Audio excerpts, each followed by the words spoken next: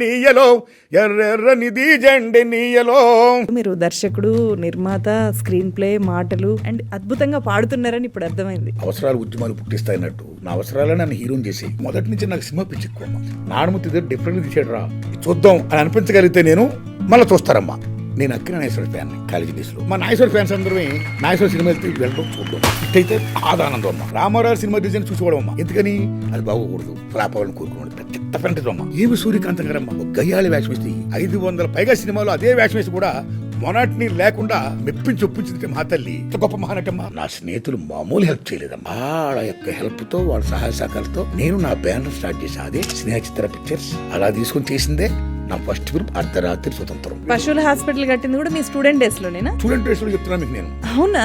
నీ పాదం మీద పుట్టుమచ్చనై చెల్లెమ్మా, తోబుట్టు రుణం తీర్చుకుంటనే చెల్లెమ్మా.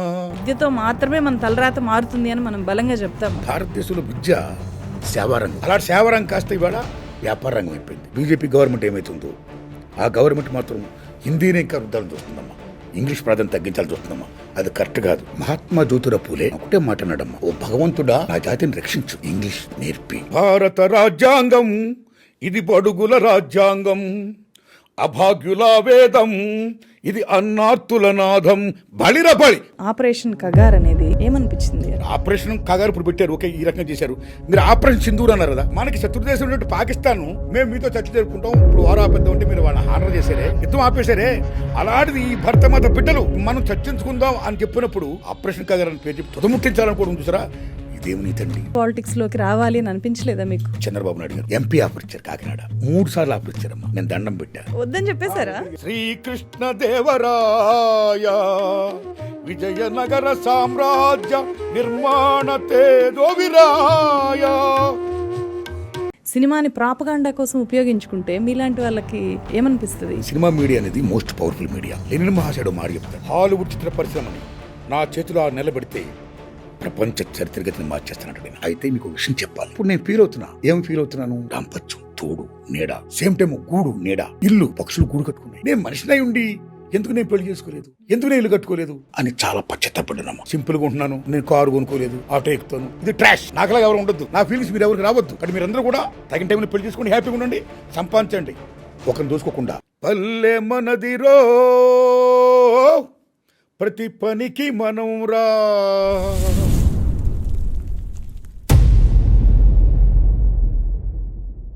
ఫ్రెండ్స్, ఎలా ఉంది ప్రోమో? ఫుల్ వీడియో ఇంకా పవర్ఫుల్గా ఉంటుంది. మా టీం చాలా చిన్నది, మా స్థాయిని మించి పవర్ఫుల్ ఇంపాక్ట్ఫుల్ వీడియోని, పాడ్కాస్ట్ని మీ ముందుకు తీసుకొని వచ్చే ప్రయత్నం మేము చేస్తున్నాం. Everything organic. మీరు ఈ ఛానల్ కనుక ఫస్ట్ టైం చూస్తుంటే మీ అందరికీ నాది ఒకటే రిక్వెస్ట్, మస్ట్గా ఈ ఛానల్ని సబ్స్క్రైబ్ చేయండి. మీరు ఒక్క క్లిక్తో సబ్స్క్రైబ్ చేస్తే అది మన ఛానల్ని, మన వాయిస్ని చాలా చాలా స్ట్రెంథన్ చేస్తుంది. Please do subscribe now. అలాగే మమ్మల్ని రీచ్ అవుట్ అవ్వాలి అంటే కనుక ఇదే మెయిల్ ఐడి. సో దీనికి మీరు డైరెక్ట్గా కాంటాక్ట్ అవ్వచ్చు మమ్మల్ని. ఆర్ నారాయణమూర్తి గారి గురించి నేను 2 విషయాల్ని మీతో షేర్ చేసుకోవాలి. ఒకటి, ఆయన నాకు పెట్టిన ఒక కండిషన్ గురించి. రెండోది, బిహైండ్ ద స్క్రీన్ జరిగిన ఒక మోస్ట్ ఇంట్రెస్టింగ్ విషయం గురించి. ఆయన నాకు పెట్టిన కండిషన్ ఏంటి అంటే, తన పర్సనల్ లైఫ్ గురించి ఏమీ అడగకూడదు అని చెప్పి. అలాగే ఇందులో పర్సనల్ లైఫ్ గురించి ఏమీ లేదా అంటే చాలా విషయాలు చెప్పారు. అయితే నేను అడగకూడదు అని చెప్పి ముందు చెప్పారు. అలాంటి ఒక కండిషన్ అసలు ఎందుకు పెట్టారు అనేది నాకు అప్పుడు అర్థం కాలేదు. తర్వాత అర్థమైంది. ఆర్ నారాయణమూర్తి అంటేనే ఆత్మాభిమానము, ఆత్మగౌరవం నినాదం. అలాంటి వ్యక్తికి ఎవరైనా సరే తన మీద సింపతి చూపిస్తే, జాలి చూపిస్తే ఎలా అనిపిస్తుంది? చాలా బాధగా అనిపిస్తుంది కదా. ఆయనది కూడా అలాంటి కండిషనే. ఆర్ నారాయణమూర్తి సినిమాలకు ఒక స్టైల్ ఉంటుంది, వ్యక్తిగతంగా ఆయనకు ఒక లైఫ్ స్టైల్ ఉంది. సినిమాలేమో ప్రజా చైతన్యం కోసమే తీస్తారు, వ్యక్తిగతంగా ఆయన సామాన్యుల్లాగా ఉండడానికే ఇష్టపడతారు. సొంత ఆస్తి, ఇల్లు, కారు ఇలాంటి వాటిలో ఆయన తన ఆనందాన్ని చూసుకోలేదు. అది ఆయన ఎంచుకున్న జీవిత మార్గము. ఇది అర్థం కాక చాలా మంది అయ్యో ఆర్ నారాయణమూర్తి అని చెప్పి జాలి చూపించడము అనేది ఆయనకు కంఫర్టబుల్గా లేదు. ఈ విషయం నాకు అర్థమైంది. ఇక రెండోది ఏంటి అంటే బిహైండ్ ద స్క్రీన్ జరిగిన ఒక మెమరబుల్ థింగ్ అని చెప్పినా కదా, ఈ పాడ్కాస్ట్ని మేము ఆఫ్టర్నూన్ దాకా రికార్డ్ చేసాము. ఎట్లా వచ్చింది అని చెప్పి ఆయన అడిగినప్పుడు ఇంకా నేను కొన్ని అడగాలి అని చెప్పి అనుకున్నాను సార్, కానీ మీకు చాలా తక్కువ టైం ఉంది కదా, వెళ్ళిపోవాలన్నారు కదా, అందుకే పూర్తిగా అడగలేకపోయాను అని చెప్పి ఒక మాట అన్నాను. ఆ తర్వాత ఆయన వెళ్ళిపోయారు, పంపించేశాము. ఈవినింగ్ అయింది, మా టీం అంతా కూడా అదే మూడ్లో ఆయన గురించే మాట్లాడుకుంటూ కబుర్లు చెప్పుకుంటూ కూర్చున్నాం. సడన్గా డోర్ తీసుకొని లోపలికి వచ్చారు. ఇందాకేవో ప్రశ్నలు అడగలేకపోయాను అన్నారు కదా, మీకోసమే నేను నా పని త్వరగా పూర్తి చేసుకొని వచ్చేసాను, అడగండి మళ్ళీ కూర్చుందాము అని చెప్పి అన్నారు. బ్రదర్ కెమెరా ఆన్ చేయండి అని చెప్పి వచ్చి నా ఎదురుగా కూర్చున్నారు. మేమంతా షాక్లోనే ఉన్నాము. ఆ తర్వాత నేను అడగాల్సినవన్నీ అడిగాను. ఆయన చాలా ఓపిక్గా చెప్పారు, అద్భుతంగా ప్రతి విషయం మీద మాట్లాడారు. ఈ పాడ్కాస్ట్లో నాకు అన్నిటికంటే చాలా చాలా నచ్చిన అంశము ఆయన పాడిన పాటలు. ఒకసారి ఏడుపు వచ్చేసింది ఆయన అట్లా పాడుతూ ఉంటే. మీరు కూడా చాలా చాలా ఎంజాయ్ చేస్తారు, చాలా ఇన్వాల్వ్ అవుతారు. నేను ఇందులో చాలా తక్కువ మాట్లాడాను, సో ఆయనే మీతో డైరెక్ట్గా అన్ని విషయాలు చెప్తున్నట్టు మీకు అనిపిస్తుంది. దాన్ని ఎక్స్పీరియన్స్ చేయండి. ఈ పాడ్కాస్ట్ని మీ ఫ్రెండ్స్తో, ఫ్యామిలీ మెంబర్స్తో షేర్ చేసుకొని ఎంజాయ్ చేయండి. Thank you so much. నమస్తే సార్. నమస్కారం అమ్మా. సార్, మిమ్మల్ని ఎప్పుడైనా కలిస్తేనే నాకు చాలా ఎగ్జైటింగ్గా అనిపిస్తుంది. సో మీతో కూర్చొని ఇట్లా ఇంటర్వ్యూ చేస్తున్నాను. ఇప్పుడు నేను యూనివర్సిటీ పేపర్ లీక్ తోనే మొదలు పెడతాను సార్. నేను చాలా ఎక్కువ కనెక్ట్ అయినాను సార్ ఆ మూవీ చూస్తున్నప్పుడు. ప్రివ్యూకి మీరు పిలిచారు. అవును, ఎందుకంటే అందులో మీరు డిస్కస్ చేసిన చాలా వరకు అంశాలు రాష్ట్రాన్ని కుదిపేశాయి అండ్ విద్యార్థుల్ని రోడ్ల మీదకి వచ్చేలాగా చేశాయి. వాటన్నిటి మీద కూడా నేను చాలా లోతైన వీడియోలు చేశాను. నాకు అందుకే చాలా ఎక్కువ కనెక్ట్ అయ్యాయి. ఒక జర్నలిస్ట్గా విపరీతంగా కనెక్ట్ అయ్యి చూశాను. నిరుద్యోగులకు కూడా అంతగా కనెక్ట్ అవుతాయి. అయితే మీరు ఎట్లా కనెక్ట్ అయ్యారు అనే డౌట్ వచ్చింది నాకు. నేను దగ్గర 40 ఏళ్ళ బట్టి సినిమాలు తీస్తున్నానమ్మా. మన తెలుగు 2 రాష్ట్రాల్లో కానీ భారతదేశంలో కానీ ఎక్కడైనా ఏదైనా ఒక సమస్య ఉత్పన్నమైనప్పుడు ప్రజలు స్పందించి దాన్ని ఫైట్ చేస్తారమ్మా. అలాంటి ఇష్యూ జరిగినప్పుడు మీలా జర్నలిస్టులు ఇలా మీ ఛానల్స్లో ప్రచారం చేస్తారు. ఒక ఎడిటర్ గారు ఎడిటోరియల్ రాస్తారు, ఒక ప్రజావాగ్గేయకాడు ఒక పాట రాస్తారు, ఆడతాడు, పాడతాడు. ఏమ్మా అలాగే ఒక సినిమా సంస్కృత సైనికుడిగా నేను సినిమాలు తీస్తూ వస్తున్నానమ్మా. అంటే we are all doing our role.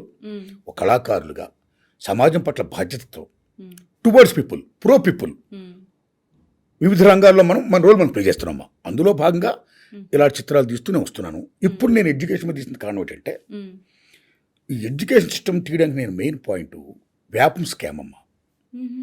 Madhya Pradesh రాజధాని భోపాల్లో 10 years బ్యాక్ వ్యవసాయక్ యూనివర్సిటీ వ్యాపం తెలుసు కదా మీకు, అక్కడ స్కామ్ జరిగిందమ్మా. ఉద్యోగాలు కుంభకోణం జరిగింది. That is very big scam in India. మీరు నమ్మండి, that case still going on. ఆ స్కామ్లో ఎవరైతే కొంతమంది సాక్షులు ఉంటారో అటువంటి వాళ్ళని ఆ నిందితుల మాఫియా ఎవరికి తెలియకుండా చంపేసుకుంటూ వస్తుందమ్మా. ఇప్పుడు 100 మందిని పైగా చంపేశారమ్మా. That is very big issue. అది హిందీలో కూడా సినిమా వచ్చిందమ్మా. సో ఆ స్కామ్ అయ్యో బాబు ఎంత దారుణంగా ఉందా, ఉద్యోగాలు కుంభకోణం ఎంత దారుణమా, ఎడ్యుకేషన్ స్కామ్ ఎంత స్కామా, ఎంత దారుణంగా ఉందా అని నేను ఫీల్ అయ్యి దాని మీద తీయాలనుకున్నానమ్మా. ది సేమ్ టైం ఒక భోపాల్లోనే కాదు, అది మన 2 తెలుగు రాష్ట్రాల్లో కూడా చాలా చోట్ల మీకు పేపర్కి జరుగుతున్నాయమ్మా. రీసెంట్గా నీట్ తెలుసు కదా మీకు, MBBS అర్హత సంబంధించిన PhD దానికి సంబంధించిన ఎగ్జామ్స్ విషయంలో ఈ పేపర్ లీక్ జరిగాయి. It's happened in Gujarat, Orissa, UP, Bihar, Delhi, what not everywhere in India it's going on. So it is very big burning issue. So ఇలాంటి ఇష్యూ మీద తీస్తే బాగుంటుంది, నేను తీసానమ్మా cinema. This is the major point. అన్నిటినీ మించి భారతదేశంలో విద్య సేవారంగం. అలాంటి సేవారంగం కాస్త ఇవాళ వ్యాపార రంగం అయిపోయింది. ఏనాడైతే వ్యాపార రంగం అయిపోయిందో మా కాలేజీలో చదివిన వాళ్ళకే number 1 to 100,000 like this ranks అని వస్తాయి అని అనిపించుకోవడం కోసం, మేమే నెంబర్ 1 అనిపించుకోవడం కోసం, మా కళాశాల చదివితేనే చదువు వస్తుంది, మా కళాశాల చదివితేనే ర్యాంకులు వస్తాయి, మా కళాశాల చదివితేనే ఉద్యోగాలు వస్తాయి అనే భ్రమను కల్పించడం కోసం they are doing malpractice like paper leaks. అట్లనే నాకు వాళ్ళ ఫేసెస్ కూడా చాలా ఫ్రెష్ ఆర్టిస్టులు వాళ్ళందరూ కూడా. వాళ్ళని ఎట్లా పిక్ చేశారు సార్? జనరల్గా అమ్మ నేను సినిమాలు తీస్తున్నప్పుడు నాకు అనుకూలంగా ఉన్న యాక్టర్ డేట్స్ తీసుకొని రిమైనింగ్ అక్కడ నేను ఎక్కడైతే షూటింగ్ చేస్తానో ఆ స్పాట్లో అక్కడ ఉండే స్టేజ్ కళాకారులు, నాటక కళాకారులు, గొప్ప గొప్ప యాక్టర్లు ఉన్నారమ్మా. ఏరుకోవడమే మట్లో మాణిక్యాలని. అలాగే ఇప్పుడు ఈ సినిమా నేను విజయనగరంలో వెళ్ళి షూట్ చేశానమ్మా.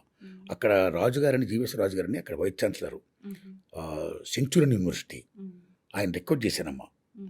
ఆయన మొత్తం షూటింగ్ పర్మిషన్ ఇచ్చారమ్మా. విజయనగరం, విశాఖపట్నం, పట్లకమ్మడి సరౌండింగ్స్ అమ్మా. సెంచురీ యూనివర్సిటీలో, జేఎన్టీ యూనివర్సిటీ విజయనగరం అమ్మా.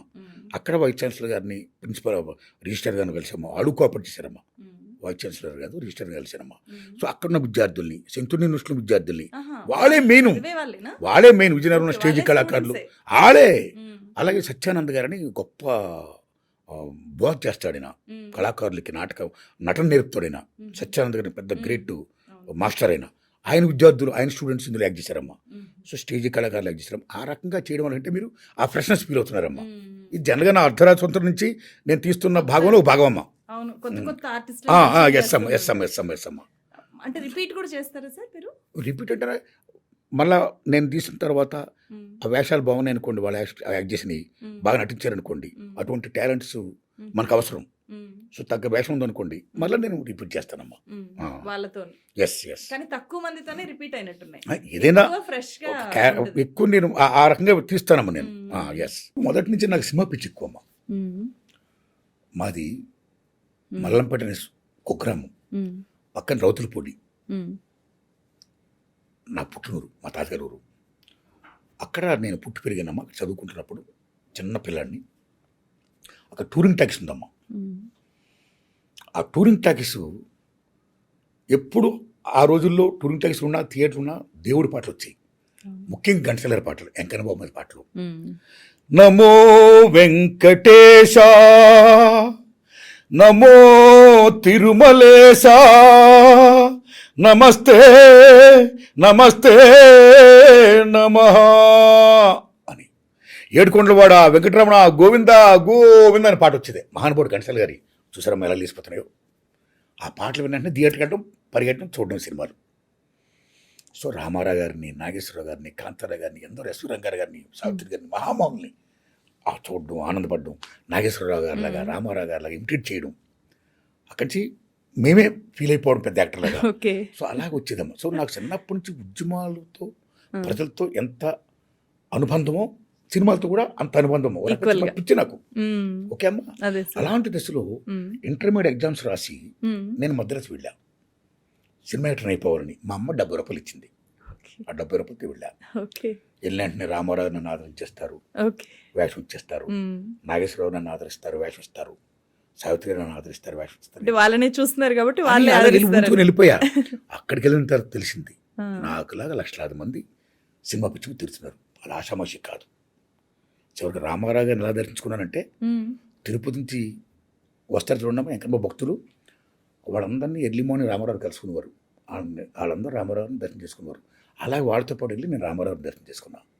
అలా నాగేశ్వరరావు గారిని దర్శనం చేసుకున్నా, దర్శనం చేసుకున్నా చాలా తర్వాత. Like that. అప్పుడు అలా ఉన్న తర్వాత యాక్టర్ అయిపోతాను అనుకున్నా. ఏం యాక్టర్ అవ్వాలా, జూనియర్ వేషం ఇలా వేస్తున్నా. నేను బొమ్మలు కూడా వేస్తానమ్మా.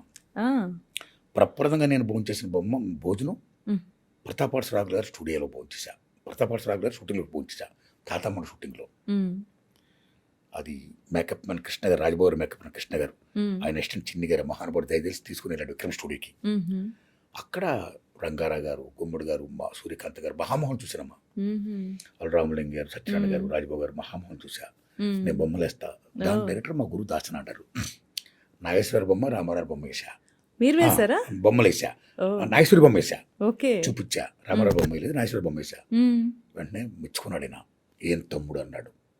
ఎంతో ఆనందపడిపోయా. ఆనందపడిన క్యాష్ సార్ అన్న. ఇప్పుడు ఏం చేస్తున్నావు? ఇంటర్మీడియట్ ఎగ్జామ్స్ వచ్చాను సార్. అప్పుడు ఇంటర్మీడియట్ ఎగ్జామ్స్ ఇచ్చాను కదా. తర్వాత నాకు తెలిసింది, పాస్ అయ్యానమ్మా. నువ్వు డిగ్రీ పూర్తి చేసుకుని రా, నీకు నేను ఇస్తాను చెప్పాడు. నాగేశ్వరరావు గారు కాదు, మా గురువు దాసనారాయణరావు గారు. ఓకే. అప్పుడు నేను డిగ్రీ పాస్ అయ్యి మద్రాసు వెళ్ళా. మా గురువు గారిని కలిసా.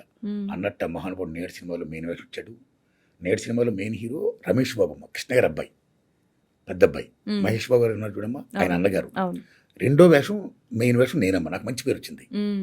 ఆ తర్వాత అమ్మ సంగీత సినిమాలో మా గురుగారు ఏకంగా నాకు హీరో వేషం వచ్చాడు ఆయన.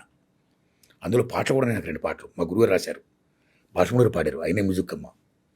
అలా చేశానమ్మా. అలా చేసిన తర్వాత కొంతమంది పెద్దలు ప్రముఖులు, రామానాయుడు గారు లాంటి పెద్దలు ఆ నేడు సినిమా చూసి నాకు వేషాలు ఇచ్చారమ్మా. కొంతమంది ప్రముఖులు ఇచ్చారమ్మా.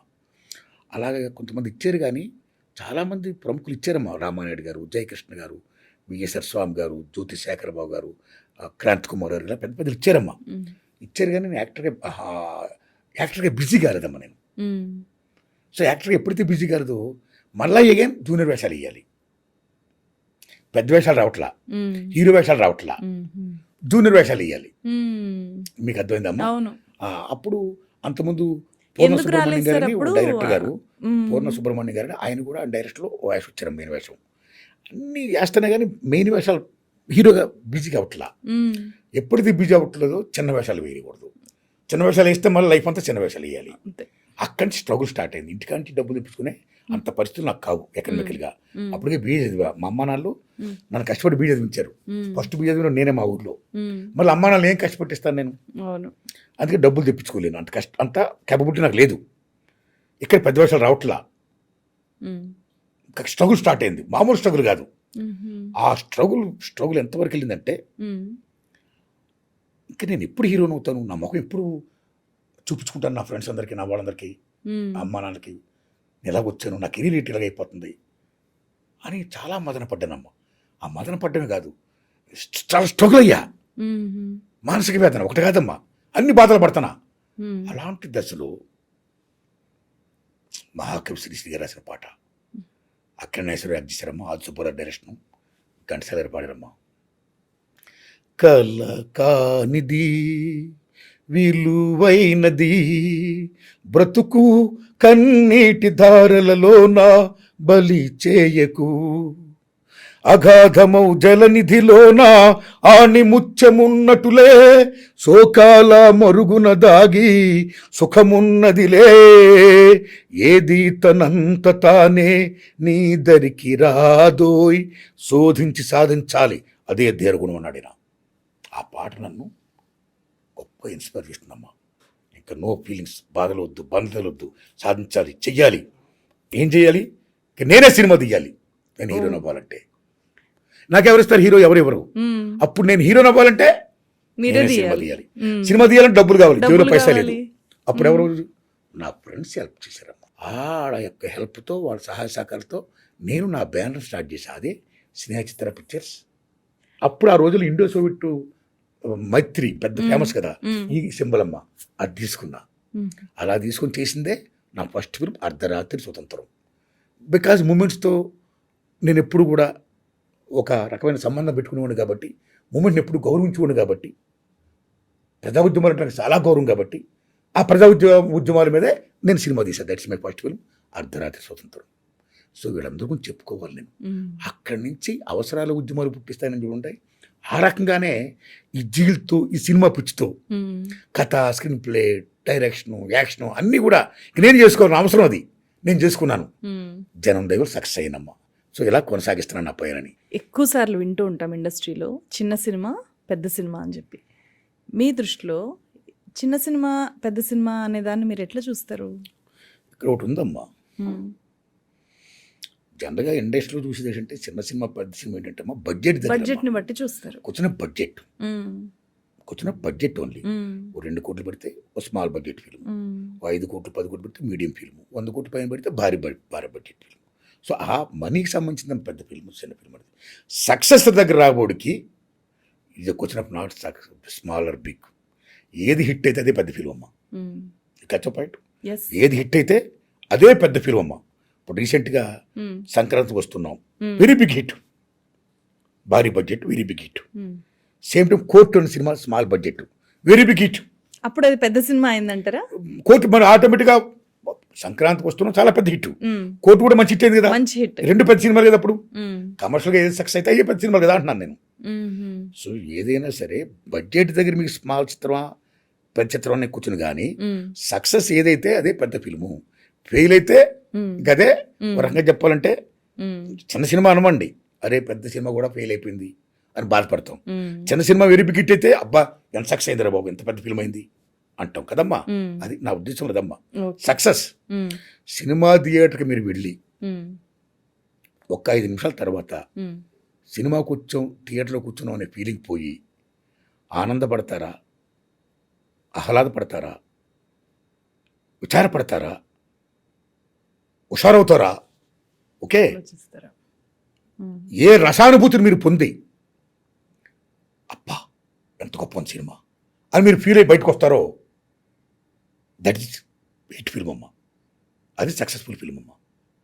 అది స్మాల్ బడ్జెట్ తీసిందా పెద్ద బడ్జెట్ తీసిందా గురేనమ్మా, కనెక్ట్ అవ్వాలి మీరు. ఓకే అమ్మా, సక్సెస్ అవ్వాలి అని నేను అనుకుంటున్నానమ్మా. మ్మ్.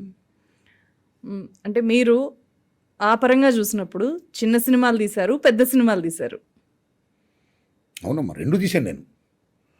2 సినిమాలు తీసేప్పుడు నేను భారీ సినిమాలు తీయలేదమ్మా. చేమలదండు, ఎర్ర సైన్యం, దడం ఎన్ని వెరీ బిగ్ బడ్జెట్ ఫిల్మ్స్. చీకటి సూర్యులు ఎన్ని వెరీ బిగ్ బడ్జెట్ ఫిల్మ్స్. బాగా సక్సెస్ అయ్యి వెరీ హ్యాపీ. స్మాల్ బడ్జెట్ తీసిన అంటే సినిమాలు. బిగ్ బడ్జెట్ కూడా ఎస్ ఎస్ ఎస్ నా అన్ని స్పాన్ ఎక్కువ కదా. స్మాల్ బడ్జెట్ తీస్తున్నాను నేను, 2 తీస్తున్నానమ్మా నేను. మోస్ట్లీ నా budget films, mostly. Yes, fail అయిన సినిమా కూడా అలాగే పనిచేస్తారమ్మా. సేమ్ సక్సెస్ఫుల్ సినిమాకి అదే పనిచేస్తారమ్మా. అక్కడ మనం ఎవరి కృషిని మనం తగ్గించలేము, తగ్గించకూడదు కూడా. కానీ పల్స్ ఆఫ్ ఆడియన్స్ పట్టు తెలియాలి. ఆ తెలిసి దాన్ని తగ్గట్టు తీస్తే పీపుల్స్ మైండ్స్కి, పీపుల్స్ హృదయాలకి కనెక్టెడ్ తీయగలిగితే సక్సెస్ అవుతామమ్మా. అక్కడే మనం సక్సెస్ అవ్వాలి, అలా తీయగలగాలి. అంటే ఒకప్పుడు మీ సినిమాలు ఆర్ నారాయణమూర్తి మూవీ రిలీజ్ అవుతుంది అంటే ఒక జనజాతర లాగా ఉండేది. ఆటోలు, బస్సులు, ట్రాక్టర్లు కట్టుకొని కూడా వచ్చేవాళ్ళు. అవునమ్మా. ఇప్పుడు ఆ పరిస్థితి ఆ పరిస్థితి మారింది. అట్లాంటి పరిస్థితి లేదు. నాకు ఇక్కడ అంటే కొంచెం సొసైటీకి కూడా ఇక్కడ లింక్ చేయాలనిపిస్తుంది సార్. ఒకప్పుడు ₹1 ఏదైనా ధర పెరిగింది అంటే, ఫర్ ఎగ్జాంపుల్ ఆర్టీసీ టికెట్ రేట్లు పెరిగినాయన్నా, లేకపోతే పెట్రోల్ ధరలు పెరిగినాయి అని చెప్పినా జనం రోడ్ల మీదకి వచ్చేసేవాళ్ళు. ఆ మూమెంట్ ఉండేది, స్ట్రగుల్ చేసేవాళ్ళు. అట్ ద సేమ్ టైం అట్లాంటి సినిమాలు తీసే మీలాంటి వాళ్ళకి విపరీతమైన ఆదరణ ఉండేది. ఈ రెండింటి మధ్య ఒక ఇంటర్లింక్ మీకు కనిపించట్లేదా? ఎప్పుడైనా అట్లా ఆలోచించారా? జనంలో మూమెంట్ పట్ల ఆదరణ తగ్గిపోతున్నప్పుడు మూమెంట్ బేస్డ్గా తీసే సినిమాల ఆదరణ కూడా తగ్గుతోందా అని ఏమైనా అనిపించిందా? అది కాదమ్మా, అది కరెక్ట్ కూడా కాదు. మూమెంట్ తగ్గిపోతుంది ఎందుకు అనుకోవాలి? ఈవేళ మూమెంట్ చేయట్లా. ఈవేళ గురుకులం విద్యార్థులు, ఆ చిన్నపిల్లలు మూమెంట్ చేయట్లా. ఈవేళ భారతదేశం ఎంతమంది మూమెంట్లు చేస్తున్నారు, ఎటువంటి మూమెంట్లు జరుగుతున్నాయి. సో ఎక్కడ రాపిడి, దోపిడి, పేరు ఉంటుందో ఆటోమేటిక్ అక్కడ ఉద్యమం ఉంటుందమ్మా. డెఫినెట్గా మూమెంట్స్ ఉంటాయమ్మా. మూమెంట్స్ అనేది ఎప్పుడు ఉండకుండా పోవు. సో నేను నా సినిమాలు మీరు అన్నట్టు పూర్వం రోజుల్లో, అంటే నేను 40 ఏళ్ళ పడి తీస్తున్నానమ్మా. ఒక 15-20 ఏళ్ళు నా సినిమాలు చాలా బ్రహ్మాండంగా ఆడాయి. మీరు అన్నట్టు నిజంగా జనజాతరే, జనం దయ వల్ల. అయితే ఇక్కడ ఒక విషయం ఏంటంటే, నేను తీసిన సినిమాలు ఎప్పుడైతే చాలా బ్రహ్మాండంగా ఆడుతున్నాయో ఆ టైంలో ఇండస్ట్రీలో చాలామంది ఈ రకమైన సినిమాలు తీయడం మొదలుపెట్టారు. చాలా గొప్ప విషయం. అందుకని మహానుభావుడు అంటాడు 1000 పుష్పాలు రక్షించాలంటాడు ఆయన. అదొక ట్రెండ్ నిజంగా అలా నన్ను నేను ట్రెండ్ సెట్ చేశాను, ట్రెండ్ సెటర్ నన్ను నానుమతో ఒక హిస్టరీ క్రియేట్ చేసాను. ఇలా ప్రేమగా మీరు అలా అన్నారన్నా, అది నేనేం క్రియేట్ చేసే లేదమ్మా. ఎందరో తీస్తున్నారు, నేను తీసా. బాగా సక్సెస్ అవుతున్నాయి కాబట్టి నేను తీసిన సినిమాలు అప్పుడు ఆ బాణీలో చాలా మంది వచ్చారమ్మా. అంటే బాగా సక్సెస్ అంటే ఏం సినిమాలు మామూలు ఇట్లయ్యి, అర్ధరస్వంతరం, అడవది బిటీలు, దండోరా, ఎర్ర సైన్యం, చేమలదండు, మా గురుగారు నాకు తీసిన ఒరే రిక్షా, చీకటి సూర్యులు, దళం, ఏం మామూలు ఇట్లు కాదమ్మా. బళ్ళు, ట్రాక్టర్, లారీలు జనం తండాలి కదమ్మా. అది మామూలు సక్సెస్ కాదు కదా. రికార్డులు బద్దలు కొట్టాయమ్మా. బద్దలు కొట్టినప్పుడు జనరల్గా ఏ సినిమాలు బాగా ఆడతాయో ఆ రకమైన ప్యాటర్న్లో సినిమాలు తీయడం అనేది సినిమా ఇండస్ట్రీలో కాదు, ఏ రంగంలోనైనా సరే అది కామన్. అది సో చాలామంది తీసారు. తీసినప్పుడు ఏమైందమ్మా, 10 ఏళ్ళు అయ్యే సినిమాలు ఆ రకమైన సినిమాలే. ఆ రకమైన సినిమాలు ఈ రావడం వల్ల ఏంటంటే జనంకి ఒక రకమైన మొనాటిని వచ్చిందమ్మా. చాలామంది తీసుకోవడం మానేసి మళ్ళీ వారు రూట్స్లో వేరే సినిమాలు, వాళ్ళ సొంత సినిమాలు తీసుకోవడం మొదలుపెట్టారు. అలా వాళ్ళ రూట్లో తీసి సినిమా తీయడం మొదలుపెట్టారు. వాళ్ళ స్టైల్ ఎప్పుడు వాళ్ళ స్టైల్ వాళ్ళు తీసుకుంటారు. నేను మాత్రం నా సినిమాలు తీసిన ట్రెండ్లోనే అదే ఇష్యూల మీద అదే సమస్యల మీద ఏం జరుగుతుంది. నేనేమి తీసిన సమస్యని తీయనన్ను, తీయట్లేదు. వేరే సమస్య తీస్తున్నాను కాబట్టి ఇన్ని రోజులు నేను ఇన్ని సంవత్సరాలు నేను దేవుడి జనం దయ వల్ల తీగలుతూ వస్తున్నానమ్మా, అవును తీస్తూ వస్తున్నాను. అయితే ఏంటంటే మొనాటిని రావడం వల్ల ఇంకా నానుము సినిమాలు అంటే అలా ఉంటాయిలే, ఆ బ్రాండ్ అటు పడిపోయింది. సో ఆ నానుము సినిమాలు ఎలా ఉంటాయి అనే బ్రాండ్ రావడం నా అదృష్టం. Same time it's become curse also, శాపం కూడా అయింది. ఇంకా అలా ఉంటాయిలే సినిమాలకి ఏం చూస్తావులే, నానుమతి బాధిస్తాడు కానీ అలా ఉంటాయి కదా అని నోషన్ రావడం వల్ల, ఒక మొనాటిని రావడం వల్ల నేను హడ్డిల్స్ ఫేస్ చేస్తున్నా. దాన్ని మార్చాలని అనుకో, దానికి మార్చడం అంటే ఏముండదు.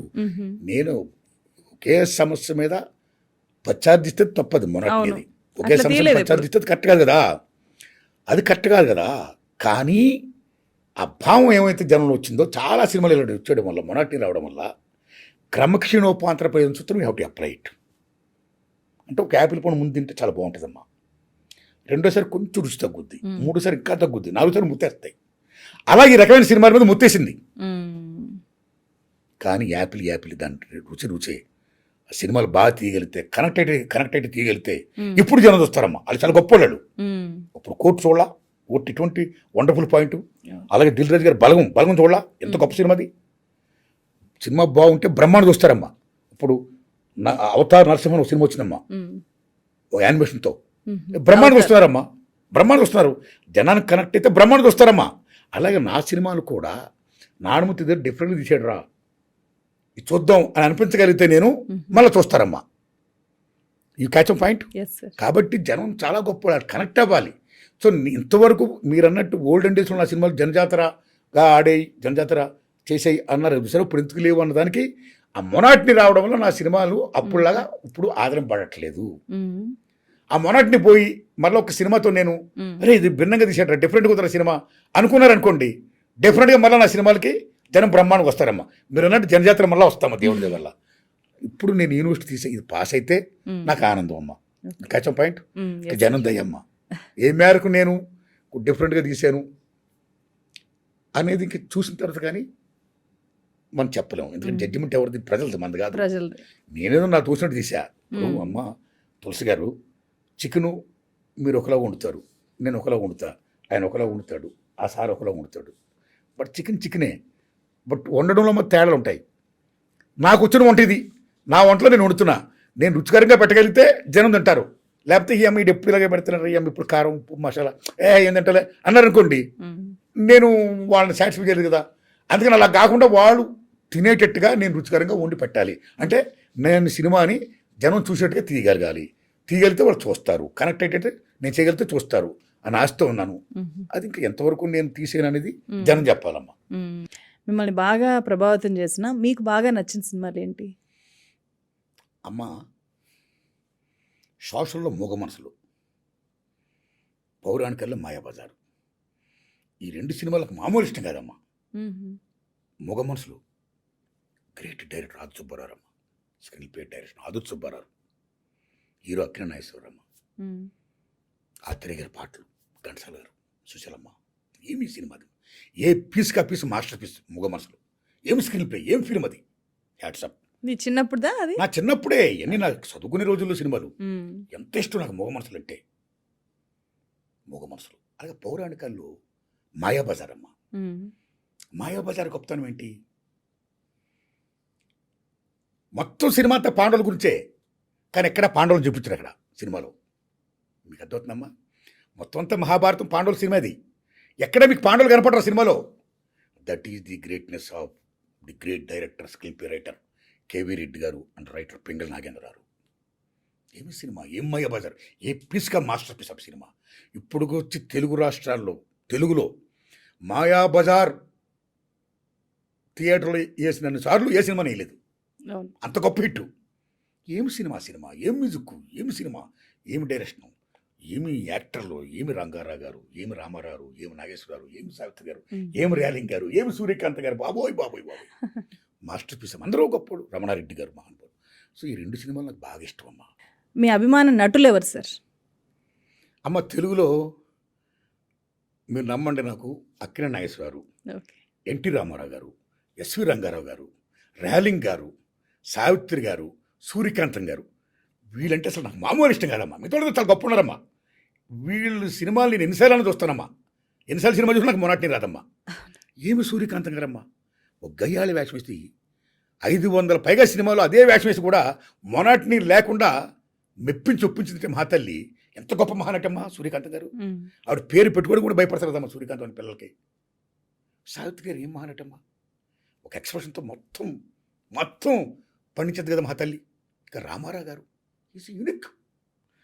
ఎన్టీ రామారావు గారు వేసిన వేషాలు ప్రపంచంలో ఏ నటుడు వేయలేదమ్మా. ఆయన వేయడమే కాదు, వేసి మెప్పించి ఒప్పించిన మహానటుడైన. ఎస్వి రంగారావు గారు ఒక మేరుపర్వతం యాక్టింగ్లో. రామారావు గారితో, శివాజీ గణేశన్ గారితో, ఇలాంటి మహామాలతో, డి అనే లారెన్స్ ఒలివెర్తో ఒకలా ఇద్దరా ప్రపంచ మహానటులు అందరితో కూడా మాలిన బ్రాండ్లు తిట్టుంటాడు. అందరితో కూడా డి అనే మహానటుడు ఎవరమ్మా? ఎస్వి రంగారావు గారు. ఏం ఎక్స్ప్రెషన్, ఏం మహానటుడు.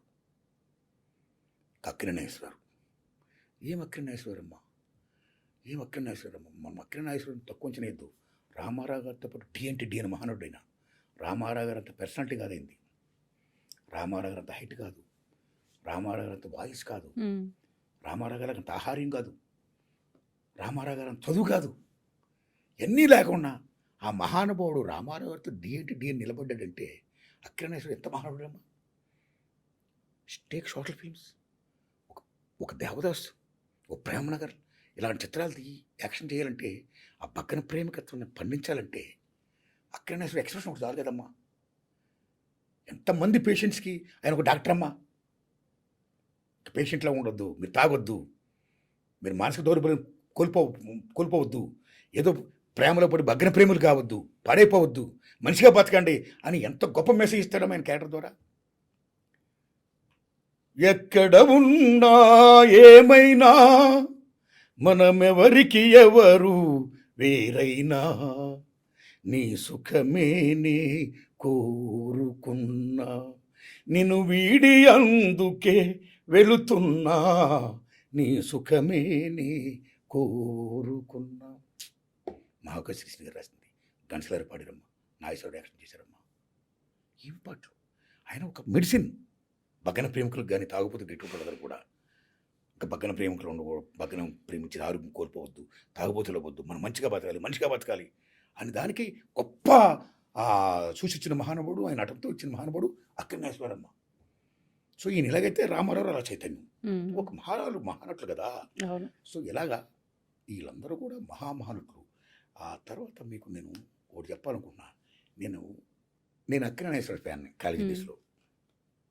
మామూలు అభిమాని కాదు. ఆ రోజుల్లో నాగేశ్వర ఫ్యాన్స్, రామారావు ఫ్యాన్స్ ఇద్దరు ఉండేవారమ్మా, పెద్ద స్టార్స్.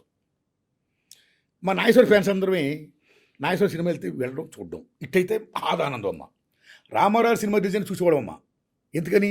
అది బాగోకూడదు, ఫ్లాప్ అవ్వాలని కోరుకున్నాడు. చెత్త ఫ్రెంటిజం అమ్మ, చెత్త ఫ్రెంటిజం. అలాగుండే రోజుల్లో అమ్మ ఆత్సుబ్బరావు గ్రేట్ డైరెక్టర్, మంచి మనుషులను సినిమా తీశాడు. ఆ సినిమా నేను చూశానమ్మా. అందులో నాగేశ్వర హీరో. అందులో పాట ఉంటుందమ్మా, అహో ఆంధ్రభోజ శ్రీకృష్ణదేవరాయ విజయనగర సామ్రాజ్య నిర్మాణ తేజోవిరాయ అని ఎత్తుకుంటాడైనా. ఘంటసాల పాడారమ్మది. ఆ పాట ఎత్తుకున్నప్పుడమ్మా ది గ్రేట్ డైరెక్టర్ ఆల్ సుబ్బారావు శ్రీకృష్ణదేవరాయ అని అన్నప్పుడు ఎన్టీ రామారావు షాటు నవ్వుతూ ఆయన ఇలా షాట్ వేసారమ్మా. ఆ విజయనగర సామ్రాజ్యం మీద సూపర్ ఇంపోజ్ చేశారమ్మా ఎన్టీ రామారావు షాటు. వెంటనే చూసామ్మా ఎలా రోమాంచితం అవుతున్నాను. అయ్య బాబోయ్, ఇంత మహానటున్నా నేను విమర్శిస్తున్నాను, ఈ మహానటుడు సినిమాలో ఫెయిల్ అవ్వాలని కోరుకుంటున్నాను, ఎంత తప్పు ఈ ఫ్రెంటిజం అనేది అని బుద్ధి వచ్చిందమ్మా. దాంతో బుద్ధి వచ్చిందమ్మా నాకు. ఆ తర్వాత ఇంకా ఎక్కడ బుద్ధి వచ్చినట్టే అమ్మా, నేను బిఏ చదువుతున్న రోజుల్లో పెద్దాపురం కాలేజీలో సినిమా పిచ్చాను కదా, సినిమాలు బాగా చూసుకోండి. వీరపాండ్య కట్టబ్రహ్మం రిలీజ్ అయిందమ్మా. శివాజీ గణేశన్. శివాజీ గణేశన్ అంటే మామూలు నటుడు కదమ్మా. విదేశీ నటులు వస్తే భారతదేశం, ముఖ్యంగా చెన్నై వస్తే they want to see the Sivaji Ganesan. వాళ్ళందరూ ఏమనేవారు తెలుసా, the line of India in acting అనేవారమ్మా. అంత గొప్ప మహానటుడు శివాజీ గణేశన్. ఆయన వీరపాండ్య కట్టబ్రహ్మన్ హీరో. ఆయన ఒక డైలాగ్ చెప్తాడమ్మా, ఏనాడైనా నారు పోసావా ఎందుకు కట్టాలి కప్పు అని బ్రిటిషర్ని ఎదిరిస్తూ వీరపండి కట్టబ్రహ్మన్ అంటే మనకి అల్లూరి సీతారామరాజు గారి లాగా ఎప్పుడు ఉన్నాయి ఇక్కడమ్మా అల్లూరి సీతారామరాజు గారి లాగా. ఆయన అంత దూరం చూస్తూ డైలాగ్ చెప్తుంటమ్మా. నేను ఇప్పుడు నాకు నేలకి వెళ్ళడం అలవాటు, నేల బెంచి అలవాటు, స్క్రీన్ దగ్గర చూడడం నాకు అలవాటమ్మా. నేల బెంచి నాకు స్క్రీన్ దగ్గర ఉండడం అలవాటు నాకు. అలా చూస్తే నాకు తృప్తి. అలా నిలబడిపోయి ఇలా క్లాప్స్ కొట్టేసానమ్మా ఆయన యాక్టింగ్కి. అబ్బా అప్పుడు తెలిసిందమ్మా ఒక్క నాగేశ్వర ఫ్యాన్ అని చెప్పి ఆయన తప్పితే ఇంకెవరో గొప్పనట్లేరు అనుకోండి. ఎంత ఫూలిష్నెస్. పక్కన ఎన్టీ రామారావు, పక్కన ఎస్వి రంగారావు గారు, పక్కన రాజ్ కుమార్ గారు, పక్కన శివాజీ గణేశన్ గారు, పక్కన దిలీప్ కుమార్ గారు, సంజీవ్ కుమార్ గారు, ఎంతమంది, లారెన్స్ బోల్వియర్, గ్రెగరీ పెక్, సిడ్నీ పాయిటర్, మళ్ళీ బ్రాండో, చటన్ హెస్టన్, ఎంతమంది, గ్యారీ సోబర్స్, ఎంతమంది, గ్యారీ సోబర్స్ కదమ్మా, ఇలాంటి మహానటులు ఎంతమంది ఉన్నారు ప్రపంచపరంగా. పృథ్వీరాజ్ కపూర్, బలరాజ్ సహాని, ఉత్తమ్ కుమార్, సత్యన్, ప్రేమనజీర్, ఓకే, ఇంతమంది మహానటులు ఉండగా ఇంకా ఏంటి ఒక్క నటుడే గొప్పగా యాక్ట్ చేస్తాడని కూడా చాలా తప్పు అని నాకు జ్ఞానోదయం అయిందమ్మా ఆ షాట్తో, ఆ శివాజీ గణేశన్ గారి యాక్షన్తో. సో ఆది సుబ్బారావు గారు చూపించిన ఎన్టీ రామారావు గారు షాట్తో ఫెనంటిజం పోయింది ఆయన చూసి. శివాజీ గణేశన్ గారి యాక్టింగ్తో అసలు ప్రపంచంలో ఎందరో మహానుభావులు ఉన్నారు, మహానటున్నారు, మహానటిమలు ఉన్నారు. సో ఒక్కడే చాలా గొప్ప యాక్ట్ చేస్తారనుకోవడం, ఒక్కడే గొప్ప అనుకోవడం చాలా ఫులిష్నెస్ అని జ్ఞానోదయం అయిందమ్మ నాకు. అది అందుకని ఏంటంటే ఎందరో మహానుభావులు, వాళ్ళందరికీ వందనాలు తల్లి. సార్ మీరు అక్కినేని నాగేశ్వరరావు గారి గురించి, ఎన్టీఆర్ గురించి చెప్తున్నప్పుడు నాకు ఒకటి అనిపించింది, వాళ్ళలాగా వాళ్ళు పౌరాణిక హీరోలుగా కూడా చాలా ప్రతిభావంతులు కదా. మీకు వాళ్ళలాగా పౌరాణిక సినిమాలు చేయాలనిపించలేదా ఎప్పుడు? పౌరాణిక అంటే ఆషామాషి కాదమ్మా. నేనంటే ఇప్పుడు పాయింట్ ఏంటంటే 40 ఏళ్ళ బట్టి తీస్తున్నాను కదమ్మా, పౌరాణిక యాక్ట్ చేయాలని ఉంటుంది. కానీ నాకేంటంటే 40 ఏళ్ళ బట్టి మన భారతదేశంలో ఒక జర్నలిస్టు ఏదన్నా విషయం మీద స్పందిస్తే వ్యాసం రాస్తాడు ఆయన. మీలాంటి యూట్యూబ్ ఛానల్ ఓనర్ విషయం మీద స్పందించి ఇంటర్వ్యూ చేస్తారు, దాన్ని ప్రజలకు తెలియపరుస్తారు. ఒక ప్రజావాగ్గేకాడు రాస్తాడు, పాడతాడు, ఆడతాడు. ఒక నాటక రచయిత, ఆ దర్శకులు ఒక నాటకం రాస్తారు, ఆడతారు. అలా ఒక సినిమా సాంస్కృతిక సైనికుడిగా, ఒక కళాకారుడిగా నేను సినిమాలు తీస్తూ వస్తున్నానమ్మా సిన్స్ 40 years. 40 ఏళ్ళుగా ఈ తెలుగు 2 రాష్ట్రాల్లో కానీ భారతదేశంలో కానీ ఏ సమస్యలు ఉన్నాయో ఆ సమస్యలన్నీ కూడా నా సినిమాలమ్మా, మీరు నమ్మండి. అందుకే కాలేజెస్లో, యూనివర్సిటీలో చాలామంది ప్రొఫెసర్లు మీరు ఆర్నానము సినిమా చూడండి, ఈ టాపిక్ మీద ఆయన సినిమా పాఠ్యాంశం అంటారమ్మా. చాలా హ్యాపీ అమ్మ అది. ఇప్పుడు నేనేమంటానంటే ఇలా తీసుకుంటూ వస్తున్నప్పుడు ఇంకా తీయాలి, ఇంకా ఎన్నో సమస్యలు ఉన్నాయి, ఇంకా తీయాలి అని మైండ్ సెట్ నాది ఎలా ఉంది. కానీ ఓ పౌరాణికం తీయాలి, అలా తీయాలి అనేది రాలేదమ్మా. అలా వచ్చిందనుకోమ్మా, నిజంగా రామారావు గారి సినిమాలు, రంగారావు గారి సినిమాలు గ్రేటెస్ట్ హిస్టారికల్స్, పౌరాణికాలు ఉన్నాయి కదమ్మా, ఆయన చూసుకొని అవి పాఠాలుగా చదివి నేర్చుకొని చూసి తెలుసుకొని ప్రయత్నం చేయొచ్చు. కానీ నా ప్రయత్నం వల్ల ఇంకా ఇలాంటి సినిమాలు తీయాలని ఆశ, సమస్యలను స్పందిస్తూ తీస్తున్నాను కాబట్టి. సో ఈ రకంగా నేను ట్రావెల్ చేస్తున్నానమ్మా, అది మెయిన్ పాయింట్. ప్రజా సమస్యల మీద మీకు ఇంత చెయ్యాలి, ప్రజలందరూ సమానత్వం కోరుకోవాలి, ప్రజాస్వామ్యం తీసుకురావాలి అని చెప్పి చాలా ఆదృత ఉంది, విప్లవం తీసుకురావాలి అనేలాగా మీ సినిమాలు ఉంటాయి. ఈ క్రమంలో ఎప్పుడు డైరెక్ట్ పాలిటిక్స్లోకి రావాలి అని అనిపించలేదా మీకు? నాకు డైరెక్ట్ పాలిటిక్స్లో రావాలని అనిపించలేదమ్మా. ఎందుకంటే నా చిన్నప్పుడు, నా కాలేజీ డేస్ అప్పటి నుంచి కూడా, నా హై స్కూల్ డేస్ అప్పటి నుంచి కూడా మీరు నమ్మండి, నేను ఫుల్ సోషల్ యాక్టివిటీస్లో పాల్గొనే మనిషినమ్మా. హై స్కూల్ డేస్ చిన్నప్పటి నుంచి. కాలేజీకి వచ్చిన తర్వాత మీరు నమ్మండి, నేను కాలేజీ ప్రెసిడెంట్ చేశా, ఫైనాన్స్ సెక్రటరీ చేశా, సత్రో ప్రెసిడెంట్ చేశా, పూర్ బాయ్స్ ఫండ్ కమిటీకి సెక్రటరీ చేశా, సోషల్ సర్వీస్ సెక్రటరీ చేశా, ఊళ్ళో నా రిక్షా యూనియన్ ప్రెసిడెంట్ చేశా, రిక్షా యూనియన్ ప్రెసిడెంట్ కన్వీనర్ చేశా. అంటే అందరూ నన్ను అభిమానంగా పిలిచి నాకు అలా పదవులు ఇచ్చేవారు, నా వర్క్మెన్షిప్ చూసి. అలాగా ఆ రోజుల్లోనే నేను మంజులో ప్రోగ్రాం పెట్టి ప్రముఖులతో మాట్లాడి వాళ్ళ సహాయశాఖలు తీసుకుని కాలేజీ కట్టించా. అందరూ కాలేజీ కట్టించాం. అలాగే మా ఊర్లో సండాల దండి, పశువుల ఆసుపత్రి కట్టించా, పశువుల హాస్పిటల్, ఇలా అన్ని సోషల్ యాక్టివిటీస్ చిన్నప్పటి నుంచి. నాకు ప్రజలతో ఎప్పుడు కూడా మంచి సంబంధాలు. కాలేజ్ కట్టింది పెద్దాపురం ఎంఆర్ కాలేజీలో, నేను చదివిన పెద్దాపురం కాలేజీ ఏమవుతుందో అక్కడ మేము ఎగ్జామ్స్ రాస్తున్నప్పుడు వర్షం పడుతుంది, పెంకులు రాలిపోతున్నాయి, ఫీల్ అయ్యా. అప్పుడు ప్రిన్సిపల్ గారిని రిక్వెస్ట్ చేశా. ఆ సంవత్సరంతో ఆయన పదవి అయిపోతుందమ్మా, రిటైర్డ్ అయిపోతున్నాడు. ఆ సంవత్సరంతో బిఏ నా డిగ్రీ అయిపోతున్నాం, నేను దేవుడి పాస్ అయ్యాను. ఓకే సార్, ఈ సంవత్సరంతో మీరు నేను కాలేజీ బయటికి వెళ్ళి మనం పని చూసుకుంటాం కదా, ఓ మంచి పని చేద్దాం సారు, పెంకులు పడిపోతున్నాయి, శంకులు పడుతున్నాయి, ఎగ్జామ్స్ రాయడం కష్టంగా ఉంది, మన కాలేజీ కట్టిద్దాం సార్, కొత్త కాలేజీ అని చెప్పి. ఎలా కట్టిద్దాం అన్నాడు ఆయన. మంజుల ప్రోగ్రామ్ పెట్టించి బెనిఫిట్ షో ఇద్దాం గురించి. ఏది ఎవరిది? మంజుల టాప్ హీరోయిన్ ఆవిడ. అప్పుడు మంజుల గారితో, మంజుల గారు టాప్ హీరోయిన్ ఆవిడ. మ్మ్. ఆవిడ రిక్వెస్ట్ చేస్తాను నేను వెళ్ళి, మ్మ్. మనం బెనిఫిట్ షో పెడతాం సార్. బెనిఫిట్ షో పెడితే అందరూ మంజుల ప్రోగ్రామ్, డ్యాన్స్ ప్రోగ్రామ్ చూడడానికి వస్తారు, టికెట్ కొనుక్కుంటారు. ఆ వచ్చిన డబ్బుతో మీరు బ్రహ్మాండంగా మళ్ళీ గవర్నమెంట్ మీకు ఇస్తుంది, ఏది ఇస్తుంది, బ్రహ్మాండ కాలేజీ కట్టించు కదండి అని నేను విజ్ఞప్తి చేస్తా. బాగుందా అన్నాడు ఆయన. ఇది ప్రైవేట్ కాలేజీ. ఆ పెద్దలని వాళ్ళందరినీ అయితే వాళ్ళు కలిసి నువ్వు చెప్పాడు. నేను చెప్పాను, వాళ్ళు ఒప్పుకున్నారు. మ్మ్. కేపలేశ్వరపురం జమీందారు సత్యనారాయణరావు గారు అలాంటి పెద్దలందరూ కూడా, ముప్పన రామారావు, చల్ల రామారావు, తాళూరు కృష్ణారావు, ఇట్లా పెద్దలందరూ కూడా ఒప్పుకున్నారమ్మా. అంటే మీరు చెప్తే అప్పట్లోనే అంత, అంటే మీరు స్టూడెంట్ కదా అప్పుడు. అభిమానించేవారు నన్ను. మ్మ్. మ్మ్. బికాజ్ నా యాక్టివిటీస్ చూసి ప్రజలతో నేను ఉండే విధానాన్ని చూసి మ్మ్. మంచి స్టూడెంట్ అమ్మా. మ్మ్. అలాగా ఒప్పుకున్నారమ్మా. ప్రోగ్రామ్ పెట్టు, మంజులు గారిని రిక్వెస్ట్ చేసాం, ఆవిడ వచ్చింది, బ్రహ్మాండం సక్సెస్ అయింది. ఓకే. కొత్త కాలేజీ కట్టేశారు, వెరీ హ్యాపీ. ఓ. అలాగే మా ఊళ్ళో అంటే ఒక రూమా ఏకంగా కాలేజ్? నేను కాలేజీ అమ్మా. మొత్తం కాలేజ్ కట్టారా? ఆ రోజుల్లో 1,10,000 దగ్గర రోజులమ్మా. ఎప్పుడు ఎక్కడ 200, 300 ఉన్నప్పుడు నేను చదివింది ఎప్పుడు BA 76, 77. ఇది 76 బిగినింగ్లో ఇది, రైట్. సో ఆ గవర్నమెంట్ రిమైనింగ్ ఇచ్చింది, బ్రహ్మాండం కలిసింది. అలాగే మా ఊళ్ళో ఒక పశువుల ఆసుపత్రి, మ్మ్. అలాగే నేను రిక్వెస్ట్ చేస్తే అందరూ సందలు ఇచ్చేవారు, పశువుల ఆసుపత్రి కట్టించామమ్మా. So like that. ఇప్పుడు కూడా నేను సినిమా యాక్టర్ అయ్యి నేను అంటే దేవుడికి మంచి పేరు పశువుల వచ్చినా కూడా హాస్పిటల్ కట్టింది కూడా మీ స్టూడెంట్ డేస్ లోనేనా?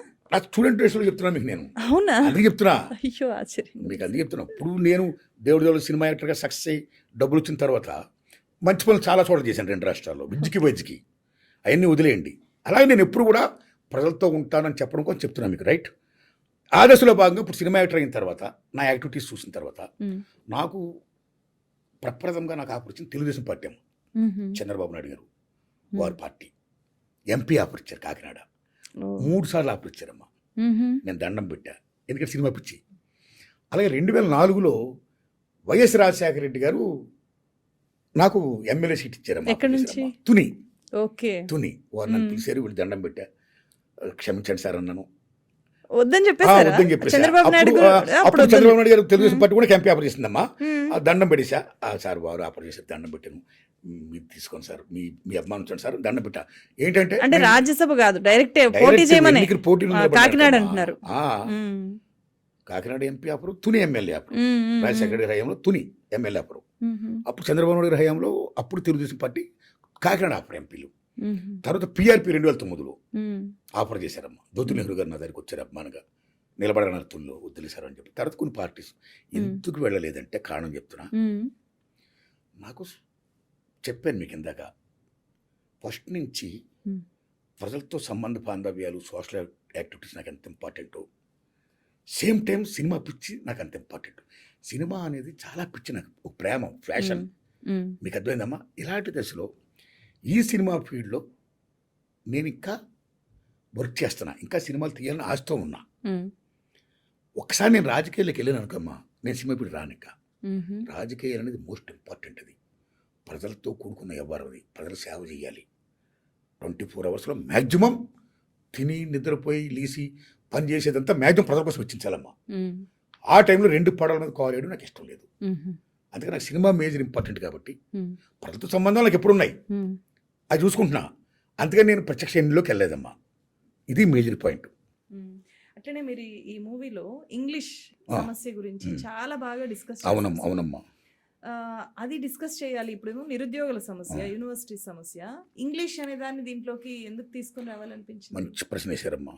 ఎందుకంటే అమ్మా, నేను ఇప్పుడు 71వ సంవత్సరంలో ఉన్నానమ్మా. నా ఏజ్ 71 సంవత్సరాలు.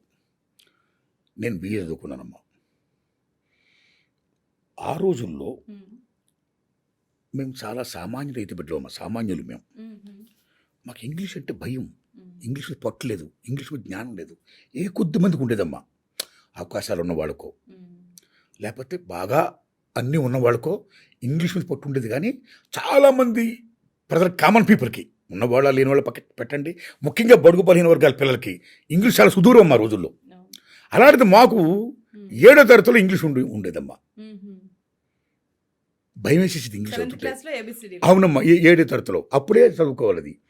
అప్పుడు అక్కడి నుంచి ఎగ్జామ్స్ వస్తే ఫెయిల్ అయ్యేవాళ్ళమే. భయం వచ్చింది. లేకపోతే గట్టిగా చదివి 35 మార్కులతో పాస్ అయ్యేవాళ్ళని. ఆ భయం అక్కడి నుంచి భయపడ్డారా ఎస్ 100% అమ్మా. అక్కడి నుంచి అమ్మ మళ్ళీ ఏమైందమ్మా, 10th క్లాస్ మేము ఎగ్జామ్స్ రాస్తాంగా. 10th క్లాస్ ఎగ్జామ్స్ రాసినప్పుడు ఈ భయం, మరలా ఇంగ్లీష్ ఫెయిల్ అవుతాము పాస్ అవుతాము ఇలా భయం, అలా ఇంటర్మీడియట్లో భయం, అలా డిగ్రీ ఇలా వచ్చాను. అయితే ఒక విషయం ఏంటంటే మీకు, మేము ఇంటర్మీడియట్లో రాబోడికి 10th క్లాస్ ఆ ప్రాంతం రాబోడుకో ఇంటర్మీడియట్ రాబోడుకో ఇంగ్లీష్ మీడియం కాకుండా తెలుగు మీడియం పెట్టారమ్మా. మేమేం భయపడేవాళ్ళమే, 10th క్లాస్ అయిపోయిన తర్వాత మనం ఇంగ్లీష్ ఉండదు, డిగ్రీకి వెళ్తే మనం హ్యాపీగా తెలుగు చదివి రాయొచ్చు అని నిజంగా చాలా ఆనందపడ్డామమ్మా. సంకలాగరేసాం మేము నిజంగా తెలుగు మీడియం పెట్టినందుకమ్మా. వెరీ వెరీ హ్యాపీ ఫీల్ అయ్యామ్మా. అయితే రాను రాను తెలిసింది ఏంటంటే, మేము 10th క్లాస్ పాస్ అయిపోయి ఇంటర్మీడియట్ పాస్ అయిపోయి డిగ్రీ చేసిన తర్వాత డిగ్రీలో తెలుగు మీడియం ఎప్పుడైతే పెట్టారో ఆనందంగా పాస్ అయిపోయాం కదమ్మా. పాస్ అయిన తర్వాత తెలిసింది మాకేంటంటే, బిఏలు, బీకాములు, బిఎస్సీలు, ఎంఏలు, ఎంకాములు, ఎంఎస్సీలు మొత్తం గ్రాడ్యుయేషన్ పోస్ట్ గ్రాడ్యుయేషన్స్ అందరూ కూడా అన్నీ కూడా తెలుగులో రాసిన వాళ్ళు పాస్ అయిన వాళ్ళు ఎవరైతే ఉన్నారో వాళ్ళు ఒక పక్క పెట్టుకుంటే, ఇంగ్లీష్ మీడియంలో చదివి వచ్చిన వాళ్ళు ఒక పక్క వస్తే, ఉద్యోగాల ప్రయత్నాల కోసం 2 గ్రూప్స్ వెళ్ళాయి. తెలుగులో పాస్ అయిన వాళ్ళు వెళ్ళారమ్మా, ఇంగ్లీష్ వచ్చిన వాళ్ళు కూడా బయటకు వచ్చారమ్మా. వచ్చిన తర్వాత ఇంటర్నేషనల్ లింక్ లాంగ్వేజ్ ఇంగ్లీష్లో ఉండడం వల్ల, ఆ ప్రశ్నాపత్రాలు ఇంగ్లీష్లో ఉండడం వల్ల బిఏలు, బీకాములు, ఎంఏలు, ఎంకాములు అందరూ కూడా తెలుగు మీడియం పాస్ అందరూ కూడా రాయలేకపోయారు సరిగా. ఆ పట్టు లేకపోవడం వల్ల, భాష మీద పట్టు లేకపోవడం వల్ల, ఆ ప్రావీణ్యం సంపాదించుకోకపోవడం వల్ల వాళ్ళు ఫెయిల్ అయిపోయారు. ఎవరికైతే ఇంగ్లీష్ మీద పట్టు ఉందో, ఎవరికైతే భాష మీద పట్టు ఉందో, ప్రావీణ్యం ఉందో వాళ్ళు పాస్ అయ్యారమ్మా. పాస్ అయిన తర్వాత బయటకు వచ్చిన తర్వాత ఏమైందమ్మా, ఇంగ్లీష్ మీడియంలో చదువుకున్న వాళ్ళందరూ కూడా మ్యాక్సిమం ఉద్యోగాలు వచ్చాయమ్మా. ఇంగ్లీష్ మీద పట్టున్న వాళ్ళందరికీ ఉద్యోగాలు వచ్చాయి మ్యాక్సిమం. వాళ్ళందరూ ఏమయ్యారమ్మా, they became IAS, IPS, engineers, doctors, collectors, what not everything, each and everything, all top positions అని కూడా దే క్యాచ్డ్ అమ్మా. ఈ ఇంగ్లీష్ మీద పట్టు లేకుండా తెలుగు మీడియంలో వెళ్ళిన వాళ్ళు ఏమయ్యారమ్మా, చాలామందికి ఇంగ్లీష్ మీద పట్టు లేకపోవడం వాళ్ళు ఫెయిల్ అయ్యారు కదా.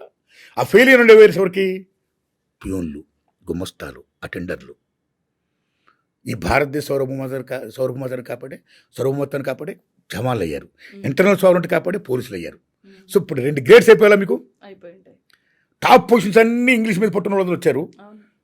చాలా చిన్న చిన్న ఉద్యోగాలు, సర్వీస్ ఉద్యోగాలు, మొత్తం బతుకంతా సర్వీసేనా, బ్రతుకంతా ఒకరికి ఊడుకుని చేయడమేనా. అలా ఊడుకుని చేయకుండా ఉండడం కదా చదివించింది ఫాదర్స్. ఆ ఫాదర్స్ మళ్ళా వాళ్ళ బిడ్డలు కూడా ఇవాళ తెలుగు మీడియం చదవడం వల్ల మళ్ళీ ఊడుకుని చేస్తుంటే పై ఆఫీసర్కి కింద ఆఫీసర్లు అయి ఉండి కింద ఉద్యోగాలు చేస్తూ వాళ్ళు ఎలా ఫీల్ అవుతారమ్మా. Is it the purpose of education? No, not that. So education అనేది ఏమైంది, ఇంగ్లీష్ మీడియం తెలుగు మీడియం పెట్టడం వల్ల అంతరాలు పెంచేసింది. భారతదేశానికి హంటర్ కమిషన్ వచ్చినప్పుడు మహాత్మా జ్యోతిరావు పూలే ఆయన ఒకటే మాట అన్నాడమ్మా, ఓ భగవంతుడా నా జాతిని రక్షించు, ఇంగ్లీష్ నేర్పి వాళ్ళందరికీ ఇంగ్లీష్ వచ్చేటట్టు చెయ్యి అని చెప్పి ఆ హంటర్ కమిషన్ ముందు ఆయన ఇంగ్లీష్ నేర్పమన్నాడు మొత్తం భారతీయులందరికీ కూడా, అందరికీ సమాన అవకాశాలు ఇచ్చేయమని చెప్పాడు. మహాత్మా జ్యోతిరావు పూలే ఎంత గొప్పవాడమ్మా మహానుభావుడు. బాబాసాహెబ్ అంబేద్కర్కి స్ఫూర్తి 3 అమ్మా. 1 గౌతమ్ బుద్ధ, 2 కబీర్దాస్, 3 మహాత్మా జ్యోతిరావు పూలే. మహాత్మా గాంధీ కంటే ముందు మహాత్మా అయినా, రైట్. అదే పెరియార్ రామస్వామి నాయకర్, ఆయన ఏమంటాడు, నా మాతృభాష తమిళంతో పాటు నా జాతికి ఇంగ్లీష్ నేర్పండి, హిందీ కాదు, హిందీ తర్వాత అంటాడు ఆయన. అంబేద్కర్ మహానుభావుడు ఏమంటాడు, ఇంగ్లీష్ భాష నేర్చుకుంటే పులి పాలు తాగితే ఎంత బలం వస్తుందో అంత బలం వస్తుంటాడు ఆయన. కాబట్టి ఆల్ లెర్న్ ఇంగ్లీష్ అంటాడు ఆయన. రాహుల్ గాంధీ గారు కూడా ఎక్కడ పడితే అక్కడ చాలా బలంగా చెప్తాడు ఇంగ్లీష్ నేర్చుకోమని. దాన్ని ఇవాళ తెలంగాణ గవర్నమెంట్ ఏం చేస్తుందమ్మా, ఇంగ్లీష్ మ్యాక్సిమం నేర్పాలని భాషాపరంగా, ఉచ్చారణ పరంగా, లిఖితపరంగా అందరికీ నేర్పాలి, అందరికీ అందుబాటులో ఉండాలి అని చేయడం కోసం ప్రయత్నం చేస్తామని సంతోషదగ్గ విషయం అది. అక్కడ ఆంధ్రప్రదేశ్లో కూడా ఇంతకుముందు జగన్మోహన్ రెడ్డి గారు ఇంగ్లీష్కి బ్రహ్మాండంగా ప్రాధాన్యత ఇచ్చడం ఎడ్యుకేషన్కి నిజంగా. సో ఈవేళ భారతదేశంలో చాలా రాష్ట్రాల్లో ముఖ్యంగా ఇంగ్లీష్ ప్రాధాన్యత తెలిసిన వాళ్ళు దాన్ని ఎంకరేజ్ చేస్తున్నారు. మన బీజేపీ గవర్నమెంట్ ఏమవుతుందో ఆ గవర్నమెంట్ మాత్రం హిందీని ఇంకా రుద్దాలని చూస్తుందమ్మా, ఇంగ్లీష్ ప్రాధాన్యత తగ్గించాలని చూస్తుందమ్మా. అది కరెక్ట్ కాదు. ఇంకో విషయం చెప్పనా మీకు, రీసెంట్గా కేంద్ర ప్రభుత్వం జారీ చేసిన ఉద్యోగాలు ఉన్నాయి చూసారా, ఆ ఉద్యోగాలన్నీ కూడా గుమస్తాలు, అటెండర్ పోస్టులు అవి ప్రకటించి మీ అందరూ కూడా మాతృభాషలో ప్రశ్నిస్తున్నామని చెప్పింది. అంటే అటెండర్లు గుమస్తాల కోసం మాతృభాషలో మీరు ప్రశ్నలు ఇస్తే మేము మాతృభాషలో రాయాలి, మేము మాత్రం అక్కడే ఉండిపోవాలి, అటెండర్లు గుమస్తాలు ఉండిపోవాలి. మీ పిల్లలు మాత్రం ఎవరైతే ఇంగ్లీష్ కాదు మాతృభాషలో చదవండి, మాతృభాషను శ్వాసించండి, మాతృభాషలోనే ఉచ్చరించండి, మాతృభాషను నేర్చుకోండి అని చెప్తున్నారో వాళ్ళ పిల్లలు మాత్రం కాన్వెంట్లో జాయిన్ చేస్తూ ఇంగ్లీష్ నేర్పుతారు, ఫారిన్ కంట్రీస్ పంపిస్తారు. వాళ్ళందరూ గొప్ప గొప్ప పోస్టులో ఉండాలి. మీరు చెప్తే మేము వినాలి, మేము మాత్రం ఈ ప్యూన్గా అటెండర్లుగా ఉండాలా? ఇదేం న్యాయమమ్మా? సో ఈ యాంగిల్లో బీజేపీ గవర్నమెంట్ కూడా మీరు హిందీని ఓకే, అది మన రాజభాష, మా మాతృభాష తెలుగు, మన తల్లి, one of the language. Okay, మీరు రాజభాష చేయాలనుకుంటున్నారు కదా, మీరు చెయ్యండి. సేమ్ టైం మా మాతృభాషను గుర్తించండి, గౌరవించండి. And at the same time మనుగడ కోసం మీరు ఇంగ్లీష్ని కూడా నేర్పండి. ఇంగ్లీష్ వద్దనకండి అని నేను కేంద్ర ప్రభుత్వాన్ని విజ్ఞప్తి చేస్తున్నానమ్మా. ఈ మూవీ చూసినప్పుడు చాలా బాగా నచ్చినవి పాటలు సార్. మీ సినిమాల్లో మొదటి నుంచి పాటలకి చాలా ఫేమస్, మొత్తం చాలా అద్భుతమైన పాటలు వచ్చాయి. ఈ సినిమాలో మీరు స్టెప్పులు కూడా వేశారు. అంటే మీ స్టైల్లో పాటలు ఒక జోష్ఫుల్ యూత్ని అట్రాక్ట్ చేయడానికే, అంటే యూత్ఫుల్ మూవీ కాబట్టి, యూత్ సమస్యలు కాబట్టి తీసినట్టున్నారు. అవునమ్మా, ఈ క్రెడిట్ గో టు ఆ సింగర్స్ అమ్మా, ఆ రైట్ లిరికిస్టులు అమ్మా. ఫస్ట్ గద్దరన్న ద లెజెండ్, ప్రజాయుద్ధం ఒక గద్దరన్న పాట రాశారు, పాడారమ్మా. ఏం రాశాడండి? తాత తాత ముత్తాతల త్యాగం భారత రాజ్యాంగం, ఇది బడుగుల రాజ్యాంగం, అభాగ్యుల వేదం, ఇది అన్నార్తుల నాదం, బళిరబళి తాత తాత ముత్తాతల త్యాగం. ఏం రాశాడమ్మాయినా గద్దరన్న గారు, ఏం పాడాడమ్మా? నేను యాక్షన్ చేశానమ్మా. అలాగే మోటపొలుకుల రమేష్ గారు గొప్ప పాట రాశాడు. ఆ పాటలో అమ్మ ఎంత మంచి పాట ఉంటుంది. వందనం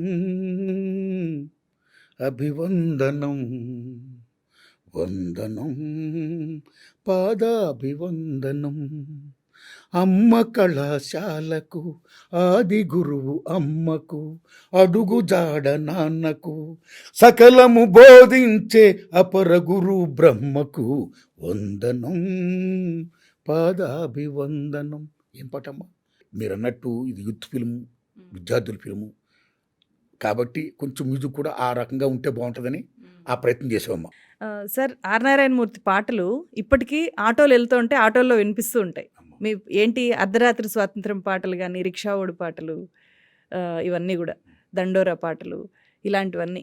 ఆ పాటల విషయంలో ఆ క్రెడిట్ ఎవరికి ఇస్తారు? ఎట్లా అంత అద్భుతమైన పాటల్ని బయటకు తీసుకొని రాగలుగుతారు మీరు? అమ్మా, నిజం చెప్పాలంటే ఆ credit goes to those great people, poets, ఆ ప్రజాకవులకి, ఆ జానపద కవులకి, ఆ మహానుభావులకమ్మా. ముందు ఆ క్రెడిట్ గోస్ టు వాళ్ళకేనమ్మా, వాళ్ళ సెల్యూట్. తర్వాత ఆ పాటలను బ్రహ్మాండ మ్యూజిక్ చేసిన సంగీత దర్శకులకి, పాడిన గాయకులకి, వీళ్ళ ముగ్గురు క్రెడిట్. తర్వాత డైరెక్టర్గా, నిర్మాతగా ఆ సినిమాలు నేను తీశాను కదా, నేను యాక్షన్ చేశాను కాబట్టి నాకు ఆనందం, అది నాకు హెల్ప్ అయ్యి కాబట్టి. ఓకే అమ్మా, ఆ క్రెడిట్ నాకు కూడా భాగస్వామ్యం ఉంటుందమ్మా. అందుకే మీరు నన్ను అడుగుతున్నారు. ముఖ్యంగా అమ్మా, నా అర్ధరాత్రి ఫస్ట్ సినిమాలో ఏం పాటలమ్మా, దగ్గర 1 year ఆడిందమ్మా సినిమా. ఏం పాటలు గుర్తున్నాయా మీకు బాగా? బాబోయ్, ఏం పిల్లడో ఎల్దామోస్తవం, ఏం పిల్లో ఎల్దామోస్తవం, శ్రీకాకుళములో సూది కొండకి ఏం పిల్లడో ఎల్దామోస్తవ, చిలకలు బల్ చిలకలు, ఆ చిలకల కత్తులు దులపారెత్తయట, ఏం పిల్లడో ఎల్దామోస్తవ. ఏం వంగపండు ప్రసాదరావు మహానుభావుడు ఏం పాట రాశాడు మీకు? అంటే చెప్పి రాయించుకున్నారా సినిమా కోసం? కొన్ని పాటలు వాడు రాసి నేను తీసుకుంటాను, కొన్ని పాటలు నేను నా కథకు తగ్గట్టు చెప్పి రాయించుకుంటానమ్మా. దీని నేపథ్యం ఏంటి? అది వంగపండు. నేను నా సినిమాలో అది నగజలబరి మూమెంట్స్ మంచి సినిమా కాబట్టి ఆ పాట పెట్టాలనుకున్నాను. ఆ పాట రాసిన మహానుభావుడు వంగపండు ప్రసాదరావు అని నాకు వల్ల నరసరావు చెప్పారు. వంగపండు గారిని కలిసిన మహానుభావుడు ఇచ్చాడు. సినిమాలో పాటలు నేను రాశాడైనా. నా చిత్ర విజయానికి ఎంతో హెల్ప్ చేసిన మహానుభావుడు వంగపండు ప్రసాదరావు. ఆ పాట అంత గొప్ప రాశాడమ్మా. డైలాగ్స్ పిఎల్ నారాయణ గారు ఏం రాశాడమ్మా. అందులో నటించిన ఆ రంపం దేవాల అందరికీ దానం పెడుతున్నా. ఎందుకంటే నా సినిమా జీవితానికి పునాదేసిన మా తల్లి అర్ధరాత్రి స్వతంత్రం, నా ఫస్ట్ సినిమా అమ్మ. Director, great director, legend T Krishna గారు యాక్ట్ చేశారమ్మా సినిమాలో. అక్కడ ఉన్న ఆదివాసీలు యాక్ట్ చేశారమ్మా. ఒకలా ఇద్దరు ఎంతమంది మహానీయులు అందులో యాక్ట్ చేశారమ్మా. కీర్తిశేషులు నర్రా వెంకటేశ్వర అందులో మెయిన్ విలనమ్మా. అలా కీర్తిశేషులు ఎంఎస్ఆర్ నగర్ అందులో ఇంకో విలనమ్మా. చాలా మంది ఎందరో మహానుభావులు. ప్రభాకర్ రెడ్డి గారు, కీర్తి చేసిన ప్రభాకర్ రెడ్డి గారు మ్మ్. నాకు ఎంత హెల్ప్ చేయడమా, మెయిన్ క్యారెక్టర్ చేయడమైనా. మ్మ్. సో అలా అర్ధరాజు స్వతంత్రం అనే పాట వరలక్ష్మి, వాడు, రాగిణి చాలా మంది చేశారమ్మా. రామరాజు చాలా గొప్పలు చేశారమ్మా. మ్మ్. సో ఆ సినిమా తల్లి గొప్ప హిట్ అయిందంటే కారణం ఆ సినిమా. దానికి మెయిన్ మ్మ్. ఉద్యమ నేపథ్యం కాబట్టి. క్రెడిట్ గోష్ఠి ఉద్యమకారులమ్మ, ఉద్యమాలు చేసే ఉద్యమకారుల మీద నేను సినిమా తీశాను కాబట్టి, ఆడు ఏం చేశారు ఉద్యమ జీవితంలో అది నా సినిమాలో చూపించారు కాబట్టి క్రెడిట్ గోష్ఠి ఉద్యమం. మ్మ్. సో ఏదైనా ప్రజల చిత్రం అది. ధన్యవాదం. అక్కడ తీసుకుని ఎన్నో సినిమాల్లో అన్నిట్లోనూ ఒకలా ఇద్దరా పాటలు. మ్మ్. ఒకలా ఇద్దరా ఒక వంగపూడి ప్రసాద్ గారు అలా చేస్తే మీరు నమ్మండి చెప్తున్నా. అక్కడి నుంచి మన దొండోర సినిమా ఉంది. మ్మ్. దొండోరలో ఓ కొండల్లో కోయిల పాటలు పాడాలి, పల్లెల్లో అక్షర దీపం వెలగాలి, ఆ పల్లెల్లో అక్షర దీపం వెలగాలి, సంకురాతిరి ముగ్గులు వేసే చక్కనైన నా అక్కల చేతులు. జయరాజ్ ఏం రాశాడు. జయరాజ్ గారా? Yes, okay. ఏం రాశాడు మహానుభావుడు. వందేమా శ్రీనివాస్ ఎంత గొప్ప పాడాడు. నేను యాక్షన్ చేశా. ఏం పాట అది. అలాగే దొండల్లో ఎన్ని పాటలు కూడా బీభత్సం హిట్స్ కదమ్మా. ఆ తర్వాత అమ్మా ఎర్రసైన్యం లెజెండ్ ఫిల్మ్, సంవత్సరం ఆడిందని చదివి మ్మ్. మామూలు ఫిల్మ్, ట్రెండ్ సెక్టర్ ఎర్రసైన్యం. మ్మ్. మ్యూజికల్గా అన్ని రకాలు కూడా. అందులో ఏమి పాటలమ్మా, అందులో పాటమ్మా మ్మ్. మహానుభావుడు గోడాంజీ గారు రాసిన పాట. Karl Marx Dutch capital communist మేనిఫెస్టోలో ఏ విషయం చెప్పాడు అంటే ఎవడ శ్రమ ఫలితం వాడు దక్కాలని చెప్పాడు. ఆ సారాంశాన్ని మొత్తం ఆయన పాటలో పెట్టాడమ్మా. మ్మ్. ఊరు మనదిరా, ఈ వాడ మనదిరా, పల్లె మనదిరో, ప్రతి పనికి మనం రా. ఊరు మనదిరా, ఈ వాడ మనదిరా, పల్లె మనదిరో, ప్రతి పనికి మనం రా. సుత్తి మనది, కత్తి మనది, పలుగు మనది, పార మనది. సుత్తి మనది, కత్తి మనది, పలుగు మనది, పార మనది. బండి మనదిరో, బండెడ్లు మనవిరా, బండి మనదిరో, బండెడ్లు మనవిరా. నడుమా దొరయేందిరో, దొర పీకుడేందిరో, జలిము కౌనురే ఉస్క జులుము క్యారే. గోడాంజన్ గారమ్మ, ఎస్పి బాలసుబ్రహ్మణ్యం గారు పాడారమ్మ మహానుభావుడు. అలాగే తల్లి అందులో అన్ని పాటలు కూడా మండే సత్యం గారు. పల్లెలెట్లా కదులుతున్నాయంటే అరే వవ్వ సిరిసిల జగిత్యాల చిన్నమెట్టు పల్లి లొత్తునూరు మత్తునూరు పండితపురము పగిడిపల్లి శాఖల్లో మీరెన్నో. మండే సత్యం గారు ఏం పాటలమ్మా. ఉందమ్మ శివస్ ఏం పాడాడమ్మా. మ్మ్. అలాగే బండి వెనక బండి గట్టే యాదగిరి గారు మహానుభావుడు. అది మా భూమి సినిమాలో గద్దరన పాడాడ పాట అవును. లెజెండ్ అయిందమ్మా. మళ్ళీ నా ఎర్రసైన్యంలో మ్మ్. శంకర్ పాడాడు. మ్మ్. ప్రముఖ జానపద సింగర్ వరంగల్ శంకర్. మ్మ్. ఓ లెజెండ్ అయిందమ్మా మ్మ్. ఎర్రసైన్యంలో పాట. అవును. అలాగే నా కెరీర్ని ఎంతో అధిరామం చేసిన పాటలు ఆ సినిమాలో ఉన్నాయమ్మా. ముఖ్యంగా నీ పాదం మీదనా? ముఖ్యంగా రెండు పాటలు మ్మ్. నన్ను ప్రజలకు బాగా తీసుకెళ్ళిపోయామ్మా. సెంటిమెంటల్ ప్రకారం రెండు పాటలు కాదు, చాలా పాటలు ఎన్ని కూడా. అలాగే అమ్మా అందులో ఏవి సార్ ఆ రెండు? ఈ చెప్తున్నా ఒకటి. మహానుభావుడు సదాశివం మాస్టర్ రాశారమ్మ అది పల్లవి. మ్మ్. ఏమున్నదక్కో పాట. ఏమున్నదక్కో. మిగతా పాట అంతా బాగుంది సత్యనారాయణ గారు రాశారమ్మా. ఏం మ్మ్. రాశారమ్మా. ఏమున్నదక్కో ఏమున్నదక్కా, ముల్లె చదురుకున్న వెళ్ళిపోతా ఉన్న ఈ ఊళ్ళో నాకింకా ఏమున్నదక్కో, ఏమున్నదక్కో ఏమున్నదక్కా. ఏం పాట ఉండదు కానీ ఆ పాట కానీ అది ఉందమ్మా. శివ ఎంత గొప్ప పాడాడమ్మా. అలా మిగతా పాటలు అన్నీ కూడా ఎర్రసైన్యంలో అన్నీ ఆల్ లిజెండ్స్ అమ్మా. అలాగా ఆ సినిమా తర్వాత మళ్ళీ చీమలదండమ్మా. చీమలదండు, చీమలదండులో ఎర్రజెండ ఎన్ని లోకల్ అజరామం కదమ్మా. లిజెండ్ పాట కదమ్మా. అల్లం వీరన్న గారు రాశారమ్మా. పాడండి. వందేమా శ్రీనివాస్ ఏం పాడాడమ్మా. మ్మ్. ఏం మ్యూజిక్ చేశాడమ్మా. క్రెడిట్ గోస్ట్ అల్లం వీరన్న గారు గొప్ప పాట ఇచ్చాడు మహానుభావుడు. మ్మ్. ఎర్రజెండె నీయలో, ఎర్రెర్రనిది జెండె నీయలో, అన్నలు అన్నాలెన్నీయలో ఎగిరే కోనాలెన్నీయలో అరు ఎర్ర జండెర జండెర జండెర జండ్ ఎర్ర జండెర జండె నీయలో ఎర్రెర్రనిది జండె నీయలో అన్నలు అన్నాలెన్నీయలో వేగు చుక్కాలెన్నీయలో. ఏం గ్రేట్నెస్! ప్రజల కోసం ఎవరు ఫైట్ చేస్తున్నారు, ఎవరు తమ ప్రాణత్యాగం చేస్తున్నారు, వాళ్ళ జీవితాన్ని ఎవరు ప్రాణంగా పెట్టి పోరాడుతున్నారు ప్రజల కోసం. ఆ మహానుభావులందరికీ కూడా వందనాలు అంటూ పాడుకునే పాటని అల్లం వీరన్ గారు గొప్పగా రాయడం, వందమ్మ శ్రీనివాస్ గారు గొప్పగా దాన్ని పాడడం, మ్యూజిక్ చేయడం, నేను యాక్షన్ చేయడం అన్నీ కుదిరేయమ్మ. చీమలదండు ఒక అజరామం అయిందమ్మా. అలాగే చీమలదండులో తెలంగాణ గట్టు మీద చందమామయ్యో ఓలా చందమామయ్యా, తల్లి మల్లి చెట్టుకేమో చందమామయ్యో ఓలా చందమామయ్యా, తెలంగాణ గట్టు మీద తల్లి మల్లి చెట్టుకేమో ఎర్రమల్లెలు పూసెనంట, ఎర్రమల్లెల పరిమళాలు వెదజల్లే పల్లె పల్లె. ఎర్రమల్లెల పరిమళాలు చందమామయ్యో ఓలా చందమామయ్యా, వెదజల్లే పల్లె పల్లె చందమామయ్యో ఓలా చందమామయ్యా. ఏం పాటమ్మా, ఏం మండే సత్యంగా రాశారమ్మా, వందమ్మ శ్రీనివాస్ పాడమ్మా. ఏం పాటలు నేను చీమలదండు అజరామత వంగ పండుగ రాసిన పాటలు. యంత్రమెట్ట నడుస్తూ ఉందంటే ఓలమ్మోరయ్యో, వంగ పండుగ ఏం రాశాడు మహానుభావుడు. ఒక పాట కాదు చీమలదండులో పాటలు. ఇలాగా అన్ని పాటలు కూడా బీభత్సం. అయితే మీకు గద్దరన్న గారి గురించి చెప్పుకోవాలి. అదే సార్, నాకు ఆ పాట చెప్పేసరికి నాకు అంటే అందుకే వర్షం వస్తున్నానమ్మా. ఒరే రిక్షా సినిమా మా గురుగారు తీశారు, దాసన అంటారు, నన్ను హీరోగా పెట్టి. అప్పటికి గద్దరన్న పాటలు క్యాసెట్లు బీభత్సంగా బయట మోగుతున్నాయమ్మా.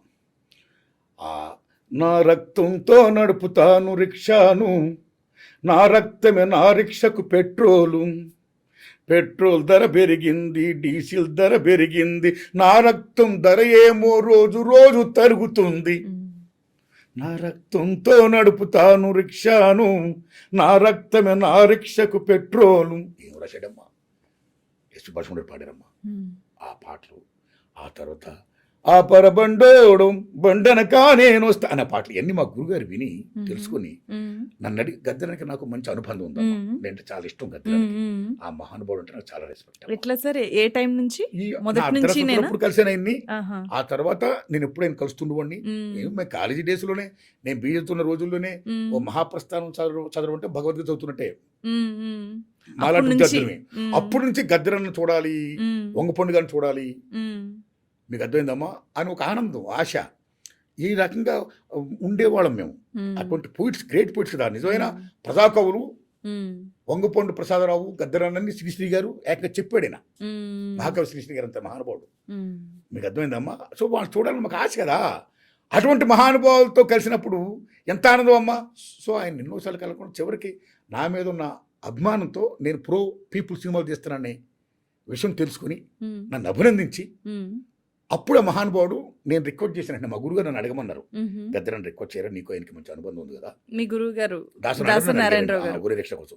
అప్పుడు నేను గద్దరాన్ని విజ్ఞప్తి చేశా. గద్దరని వెంటనే నీకు వస్తాను ముత్తే నాకు ఇచ్చాడు ఆయన మహానుభావుడు.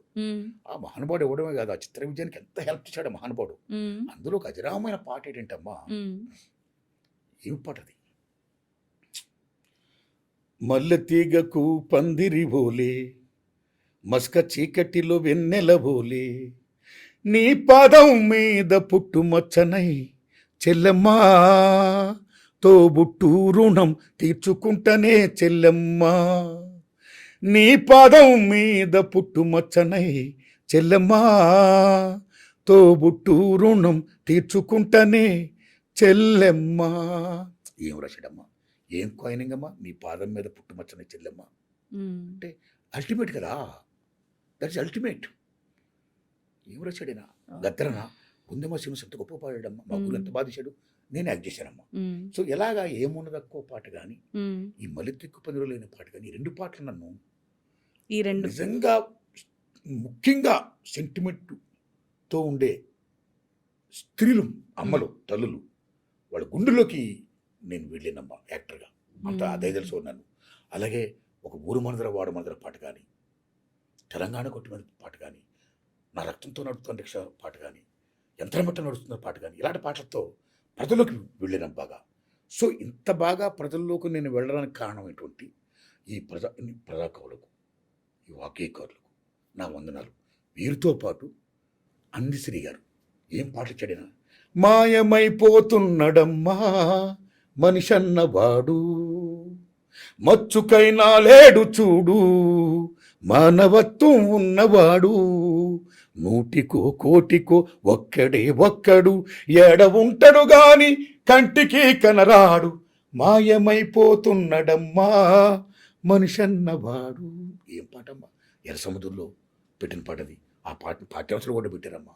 అలాగే అందశ్రీ గారు రాసిన ఇంకో పాట, చూడ సక్కని తల్లి సుక్కల్లో జాబిల్లి, నవ్వుల్లో నాగమల్లి నా తల్లి పాలా వెళ్ళి, మళ్ళీ జనమంటూ ఉంటే సూరమ్మో తల్లి నీ కడుపును పుడతా మాయమ్మ. ఏం పాట వచ్చాడు ఆ పాట, కానీ అది రమణ గారు పాడారమ్మ, ఏం ప్రమాణ పాడాడు. అలాగే అందశ్రీ గారి పాటలు అనేక పాటలు, కొమ్మ చెక్కితే బొమ్మరా కొలిచి మొక్కితే అమ్మరా, అదికే ఇది పాదురా కాదంటే ఏది లేదురా. ఏం ఫిలాసఫీ అమ్మా, అది కేరవనేరు పాడారు నా వేగ చుక్కలు ఆ పాట. కానీ అలాగే శుద్ధరాస తేజ్ గారి మహానుభావుడు, అవ్వ నీకు దండమే అక్కవ్వ నీకు దండమే, ఆలి నీకు దండమే అర్ధాంగి నీకు దండమే. ఒక స్త్రీమూర్తి గురించి, ఒక ఇల్లాల గురించి ఏం చెప్పాడు, ఏం రాశాడు ఆయన మహానుభావుడు అశోక్ తేజ్ గారు. నా దళంలో పెట్టినమ్మది అది ఉందేమా శ్రీనివాస్ గారు బ్రహ్మాండ పాడడం ఆ పాట. కానీ అలా గోరెటెంకన్న గారు ఎంత గొప్ప పాట ఇచ్చడం, ఎన్ని పాటలు ఇచ్చడం మహానుభావుడైనా. గల్లీ చిన్నది గరీబోళ్ళ కథ పెద్దది, ఏం పాటలు గోరెటెంకన్న పాటలు, ఏం మహానుభావుడు, ఏం మహాకవి. అలాగే నా దండోర సినిమాలో ప్రముఖ రచయిత అల్లం నాన్నగారు బ్రహ్మాండ పాట రాశారమ్మా. అల్లం నాన్నగారి గురించి చెప్పుకోవాలి.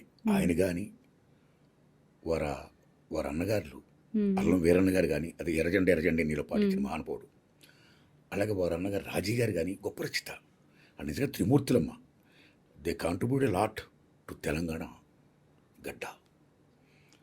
అల్లం నాన్నగారు నా దండోరల సినిమా రాసిన పాట ఏంటంటమ్మా, దండోర గదిలింది జంబాయిరే దండు గదిలింది రా జంబాయిరే, దండోర గదిలింది జంబాయిరే దండు గదిలినాది జంబాయిరే, అరే ఇల్లు గదిలినాది పల్లె గదిలినాది ఊరు గదిలినాది ఓడ గదిలినాది, చల్ ఓడ గదిలింది రా జంబాయిరే ఉప్పెనై లేచింది జంబాయిరే. Like this comes. ఇప్పుడు మీరు చెప్పిన వీళ్ళందరూ కూడా రెగ్యులర్గా సినిమా పాటలు రాసే వ్యక్తులు కాదు. ఒక్క ఆర్ నారాయణ మూర్తి గారి కోసం రాసిన వాళ్ళు చాలామంది ఉన్నారు. నేను గద్దర్ గారితో మాట్లాడినప్పుడు కూడా మీరు కమర్షియల్ సినిమాలకి ఎందుకు రాయరు అంటే, నేను ప్రజల సినిమాలకి ప్రజల పాటలే రాస్తానని చెప్పారు. అవునమ్మా. సో అంటే వాళ్ళతో మీకుండే ఒక పర్సనల్ రిలేషన్ వల్ల వాళ్ళు మీకోసం అంత పాటలు, అంత గొప్ప పాటలు ఇవ్వగలిగారా? అవునమ్మా. అంటే ఇక్కడ వాస్తవం ఏంటమ్మా, వాడు ఇలాంటి సినిమాలు తీయడం నేనే ఆర్జును గాను, ఇంకా చాలా మంది తీస్తారు, నేనే చివరి కదా నేను ఇంకా తీస్తున్నా, ఎందరో మహానుభావులు. సో ఇప్పుడు బి నరసింహరావు గారు, రవి గారు తీశారు, గౌతమ్ ఘోష్ గారు డైరెక్టర్లో మహాభూమి, అందులో గతిరండర్ పాడారు. వారికి అనుబంధం అది పీపుల్స్ ఫిల్మ్గా తీసి పాడారు. అలాగే వంగపొండ ప్రసాదరావు గారు నా సినిమా కంటే కూడా ముందు ఓ సినిమాలో రాశారు అమ్మాయి, విముక్తి కోసం అనే సినిమాలు రాశాడు ఆయన. ఓకే. అలాగే కొద్దిమంది చాలామంది మహానుభావులు వాళ్ళు రాసి ఉండొచ్చు, రాస్తున్నారు కూడా, రాశారు కూడానమ్మా. అయితే నా వరకు అంటే ఇలాంటి సినిమాలు నేను సుదీర్ఘంగా తీస్తూ ఉండడం వల్ల, అన్నిటినీ మించి మూమెంట్ సినిమాలు అవ్వడం వల్ల, ప్రజల ఇష్యూస్ అవ్వడం వల్ల, సామాజిక స్పృహతో కూడుకున్న చిత్రాలు అవ్వడం వల్ల, వాళ్ళు నిజ జీవితంలో వాళ్ళు ఏం ఫైట్ చేస్తున్నారో అయ్యే నేను ముఖ్యంగా నేను సినిమాలు తీస్తూ ఉండడం వల్ల, ఆ రకంగా సినిమాలు తీస్తూ నేను రిలీజ్ చేయడం, జనం నన్ను మెచ్చుకోవడం, జనం బాగా నన్ను ఆదరించడం వల్ల, అంటే ఇలాంటి సినిమాలు కరెక్ట్గా తీస్తున్నాడు, పో పీపుల్ తీస్తున్నాడు, టువర్డ్స్ పీపుల్ తీస్తున్నాడు అనే నోషన్ రావడం వల్ల వీరు నన్ను అభిమానించి ఆదరణతో, ఆ ఫ్రెండ్షిప్తో నా చిత్రాలకి మ్యాక్సిమం వాళ్ళు రాసి పెట్టారమ్మా.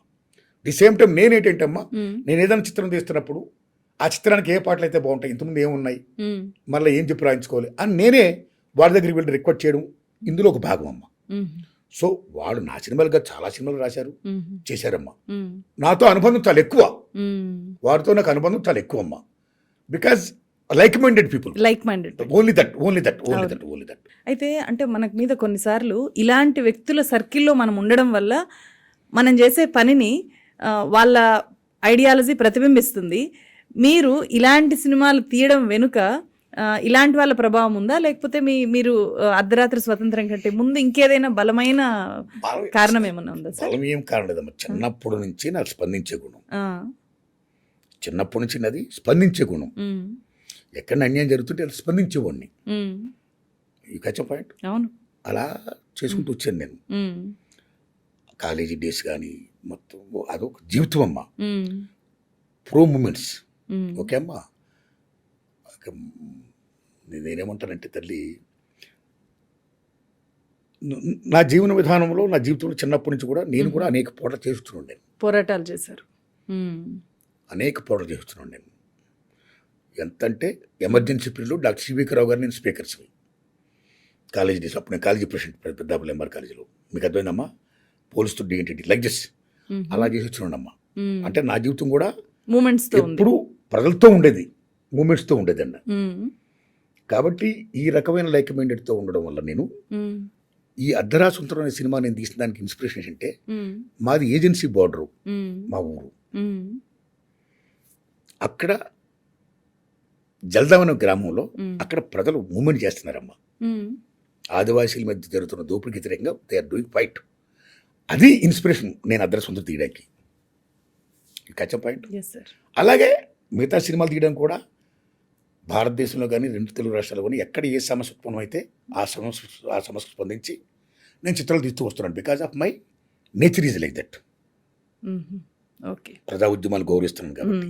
వీరందరూ కూడా ప్రజల కోసం పనిచేస్తున్నారు కాబట్టి నేను ఆ యాంగిల్లో ప్రజల కోసం పనిచేస్తున్నాను కాబట్టి కళాకారుడుగా మేమందరూ ఒక మనిషిగా, అన్నిటి నుంచి మనిషిగా మేమందరూ కలిసామమ్మా. ఆ భావజాలు మమ్మల్ని కలిపిందమ్మా. అదే సార్, మీరు నటించడంతో పాటు మీరు దర్శకుడు, నిర్మాత, స్క్రీన్ ప్లే, మాటలు అండ్ అద్భుతంగా పాడుతున్నారని ఇప్పుడు అర్థమైంది. చాలా అద్భుతంగా పాడుతున్నారు.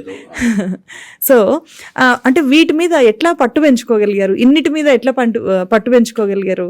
పట్టే ఉందమ్మా, నా ఇంట్రెస్ట్ తల్లి. ఒక్కడనే ఉందమ్మా. Take Raj Kapoor the legend. ఎన్నిట్లో పుట్టిందా మహానుభావుడికి. You take the legend NT Ramarao గారు. ఎన్నింట్లో పుట్టిందా మహానుభావుడికి. ఏం మహానుభావుడు ఎన్టీ రామారావు. ఎన్ని సినిమాలు మ్యాక్సిమం తానే తీసి సక్సెస్ అయినా. హీరో కృష్ణ గారు సింహాసనం, ఆయనకి ఎన్నింట్లో పుట్టింది. ఓ మనోజ్ కుమార్ ఎన్నింట్లో పుట్టింది. ఓ దడాకొండకి మరాఠీ ఎన్నింట్లో పుట్టింది దానికి. ఓ భాగ్యరాజా ఎన్నింట్లో పుట్టింది దానికి. సో ఇలాంటి వాటి మీద చాలామందికి, గురుదత్ మీకు అర్థమైందమ్మా, శాంతారాం, చాలా చేయగలిగే మహానుభావులు ఎందరో ఉన్నారమ్మా.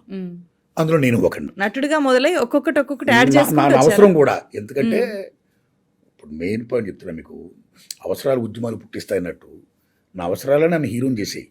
సినిమాని రాజకీయం కోసం ఉపయోగించుకుంటుంటే దేశమంతా, మన దగ్గరే కాదు సార్, తెలుగులోనే కాదు దేశంలోనే సినిమాని ప్రాపగాండా కోసం ఉపయోగించుకుంటే మీలాంటి వాళ్ళకి ఏమనిపిస్తుంది? సినిమా ఫీల్డ్ అనేది, సినిమా మీడియా అనేది మోస్ట్ పవర్ఫుల్ మీడియా. లెనిన్ మహాశయుడు మాట చెప్తాడు, హాలీవుడ్ చిత్ర పరిశ్రమని నా చేతిలో నిలబెడితే ప్రపంచ చరిత్రగతిని మార్చేస్తానంటాడు ఆయన. You can change with film media. అంత powerful. That is powerful media. అంత పవర్ఫుల్ మీడియాని ఎవరైనా వాళ్ళ భావజాలంతో వాళ్ళకి ఇంట్రెస్ట్ ఉన్న దాని మీద వాళ్ళు తీసుకుంటూ చెప్తారు. వాళ్ళకి దే హ్యావ్ రైట్. వాక్ స్వాతంత్రం ఉంది. అవతల you have no right to assassinate other characters. ఒక ఇతర మతాలను కానీ ఇతర మనుషులు కానీ వ్యక్తిగతంగా మనం వాళ్ళని విమర్శించకూడదు, అసాసినేట్ చేయకూడదమ్మా. బట్ మన భావాన్ని ఉన్నది ఉన్నట్టుగా ఎవరిని కించపరచకుండా మన భావాన్ని చెప్పుకోవచ్చమ్మా. అలా సినిమా ఫీల్డ్ ద్వారా ఎన్నో వస్తున్నాయి. ఎందుకని ఎంతోమంది తీస్తున్నారు నా భావాలన్నీ, నా అన్ని ప్రజా ఉద్యమాలకు సంబంధించిన నా భావజాలు నేను తీస్తున్నాను. కొంతమంది మతపరంగా తీస్తారు, కొంతమంది కరెంట్ ఇష్యూస్ మీద బ్రహ్మాండంగా వాళ్ళ యాంగిల్ వాళ్ళు తీస్తారు. కొన్ని మతాలు వస్తాయి, ఆ మతాలు బట్టి వాళ్ళు తీస్తారమ్మా. ఇక్కడ విషయం ఏంటంటే, మా సినిమా అనేది ఎంత గొప్పదంటే గతం, వర్తమానం, భవిష్యత్తు ఈ మూడు కూడా ఎలాగుంటాయో సినిమాల ద్వారా మీకు తెలుస్తామా. ఒక్కసారి మీకు దాదాసాహెబ్ ఫాల్కే మహానుభావుడు సినిమా తీసినప్పటి నుంచి రాజా హరిశ్చంద్ర తీసినప్పటి నుంచి ఇప్పుడు దాకా మీరు ఎన్ని సినిమాలు చూస్తారు, హాలీవుడ్ కానీ మొత్తం ఇండియా కానీ ఆల్ ఓవర్ ది వరల్డ్ ఎన్నో గొప్ప గొప్ప సినిమాలు వచ్చాయమ్మా. అవన్నీ కూడా మీకు గతం ఎలా ఉండేది, ఈ ప్రపంచం, ఈ విశ్వం ఎలా ఉండేది, దీని పుట్టుకేంటి, ఇప్పుడు ఎలా ఉంది ప్రపంచం, భవిష్యత్తులో ఎలా ఉండిపోతుంది. సో గతం, వర్తమానం, భవిష్యత్తు 3 రకాల గురించి చెప్పేది సినిమా అమ్మ. Such powerful media. సినిమా అనేది మన జీవితానికి ఒక అర్థం లాంటిది, ఒక ప్రతిబింబం లాంటిది. అలాంటి సినిమా మీడియా చాలా ఇంపార్టెంట్ మీడియా. దాన్ని మనం అంటే చాలా జాగ్రత్తగా కాపాడుకోవాలమ్మా. ఎందుకంటే సినిమాల వల్ల మీరు నమ్మండి, ఆ రోజుల్లో Charlie Chaplin what a great role he played. Hitler గారు బికేమ్ డిక్టేటర్. ది డిక్టేటర్ నువ్వు సినిమా తీశాడు ఆయన పోస్టర్ అని తెలిసే మీకు, భూగోళాన్ని హిట్లర్ తంతుంటాడమ్మా. అంటే భూగోళంతో ఆయన ఫుట్బాల్ ఆడుకుంటున్నాడు. అలాంటి నాజిస్ట్ ఏమైపోయాడు చివరికి, ఎర్రసేన చేతిలో ఆయన మరణించాడు. రైట్. అంటే అక్కడ ఏం చెప్పాడు చార్లీ చాప్లిన్ గారు, డిక్టేటర్షిప్ అనేది కరెక్ట్ కాదు, ప్రపంచ జాతులన్నింటిలోకి ఆరెంజ్ జాతి గొప్పది, ఆరెంజ్ జాతుల కల్లా మా జర్మన్ జాతి గొప్పది అనే జాత్యహంకారంతో వెళ్ళిపోయాడు, దెబ్బతిన్నాడు. సో బట్ ఈ showed that Charlie Chaplin showed that is not correct అని చెప్పాడు. ఎంత ఇన్ఫ్లుయెన్స్ చేసింది. వార్ అండ్ పీస్ అనే గొప్ప సినిమా అమ్మ, ప్రపంచ యుద్ధాన్ని ఆపింది మీకు తెలుసా. Same time Raj Kapoor the legend Jis Desh Mein Ganga Behti Hai అని ఒక గొప్ప సినిమా తీసాడు. జిస్ దేశ్ మే గంగా బహతి హై. మీకు మధ్యప్రదేశ్ అప్పుడు చెంబల్లో డాక్టర్స్ ఉన్నారు కదమ్మా, బందిపోట్లు, వాళ్ళ జీవితం మీద తీసాడినా. 10,000 మంది పైగా సినిమా చూసి వచ్చి లొంగిపోయారమ్మా. That is the impact of a film. That is the impact of a film. In Hollywood there is Ben Hur, there is 10 commandments. ఈ 2 సినిమాలతో ప్రపంచపరంగా క్రిస్టియన్ మతం వ్యాప్తి చెందింది తెలుసా మీకు. That is the greatness of film. Manoj Kumar గారు హిందీలో సత్సాయిబాబా మీద సినిమా తీసాడు, సాయిరామ్ మీద. ఆ సినిమాతో ఎంత సాయిరామ్ భక్తులు పెరిగిపోయారు తెలుసా మీకు. అలాగే ఎన్ని సినిమాలు సామాజిక పరంగా తీసినాయి, ఎంతమందిని చైతన్యపరుస్తూ ఎన్ని భూపోటాలు చేస్తున్నాయి, ఎన్ని కార్మిక హక్కుల కోసం పోవడం చేస్తున్నాయి. ఇలా బతకాలి, జీవన విధానం ఇలా ఉండాలి, అన్నింటి మీద సినిమా ఏంటమ్మా క్లైమాక్స్ రాబడికి మంచిగా చెప్పేది. విలను హీరోయిజమే కరెక్ట్ ఉండదు. అంటే మనం మన మన మన శాస్త్రాల్లో, మన ధర్మాల్లో పరిత్రాణాయ సాధూనాం వినాశాయ చ దుష్కృతాం ధర్మ సంస్థాపనార్థాయ సంభవామి యుగే యుగే. ఎక్కడ అధర్మం పుట్టుకొస్తుంది అక్కడ అవతారం ఎత్తాను, దాన్ని అంత ముందిస్తుంటాడు శ్రీ మహావిష్ణువు. అదేదమ్మా సినిమాల్లో, నా సినిమా కదా, ఏ సినిమా అన్నా హీరోయిజం కదా, మంచి కదా చెప్పేది. ఇక్కడ మంచిని మనం తీసుకోవాలి, చెడును తోసేయాలి పక్కన. చెడును ప్రోత్సహించే సినిమాను కూడా మనం ఖండించాలి. అలాగే టేక్ మై ఫిల్మ్స్. నా ఎన్ని సినిమాలతో మీరు నమ్మండి, నేను దండోరా ఉద్యమం తీసి దొండోరా తీసా సారాకేతరంగా. నా సినిమా చూసి చాలామంది సారాకొట్టడం బదలగొట్టారు. నా ఉద్యమ సినిమాలు చూసి ఎంతోమంది ఉద్యమాలు చేశారు. నా ఎర్రసేన చూసి మీరు నమ్మండి ఎన్ని చోట్ల భూపోటాలు జరిగాయి. ఒక్క నా సినిమా కాదు, ఇప్పుడు ఇందా చెప్పిన మహామహులు అందరూ కూడా చెప్పే కదా. That is the impact, that is the importance of the film media. అక్కడ అలాంటి గొప్ప గొప్ప చిత్రాలు ఆ రోల్ ప్లే చేస్తాయి. ఆ రోల్ ప్లే చేసేలో మనం ఇందాక మీకు చెప్పాను, నేను ఎగైన్ మళ్ళీ మాట్లాడుతున్నా.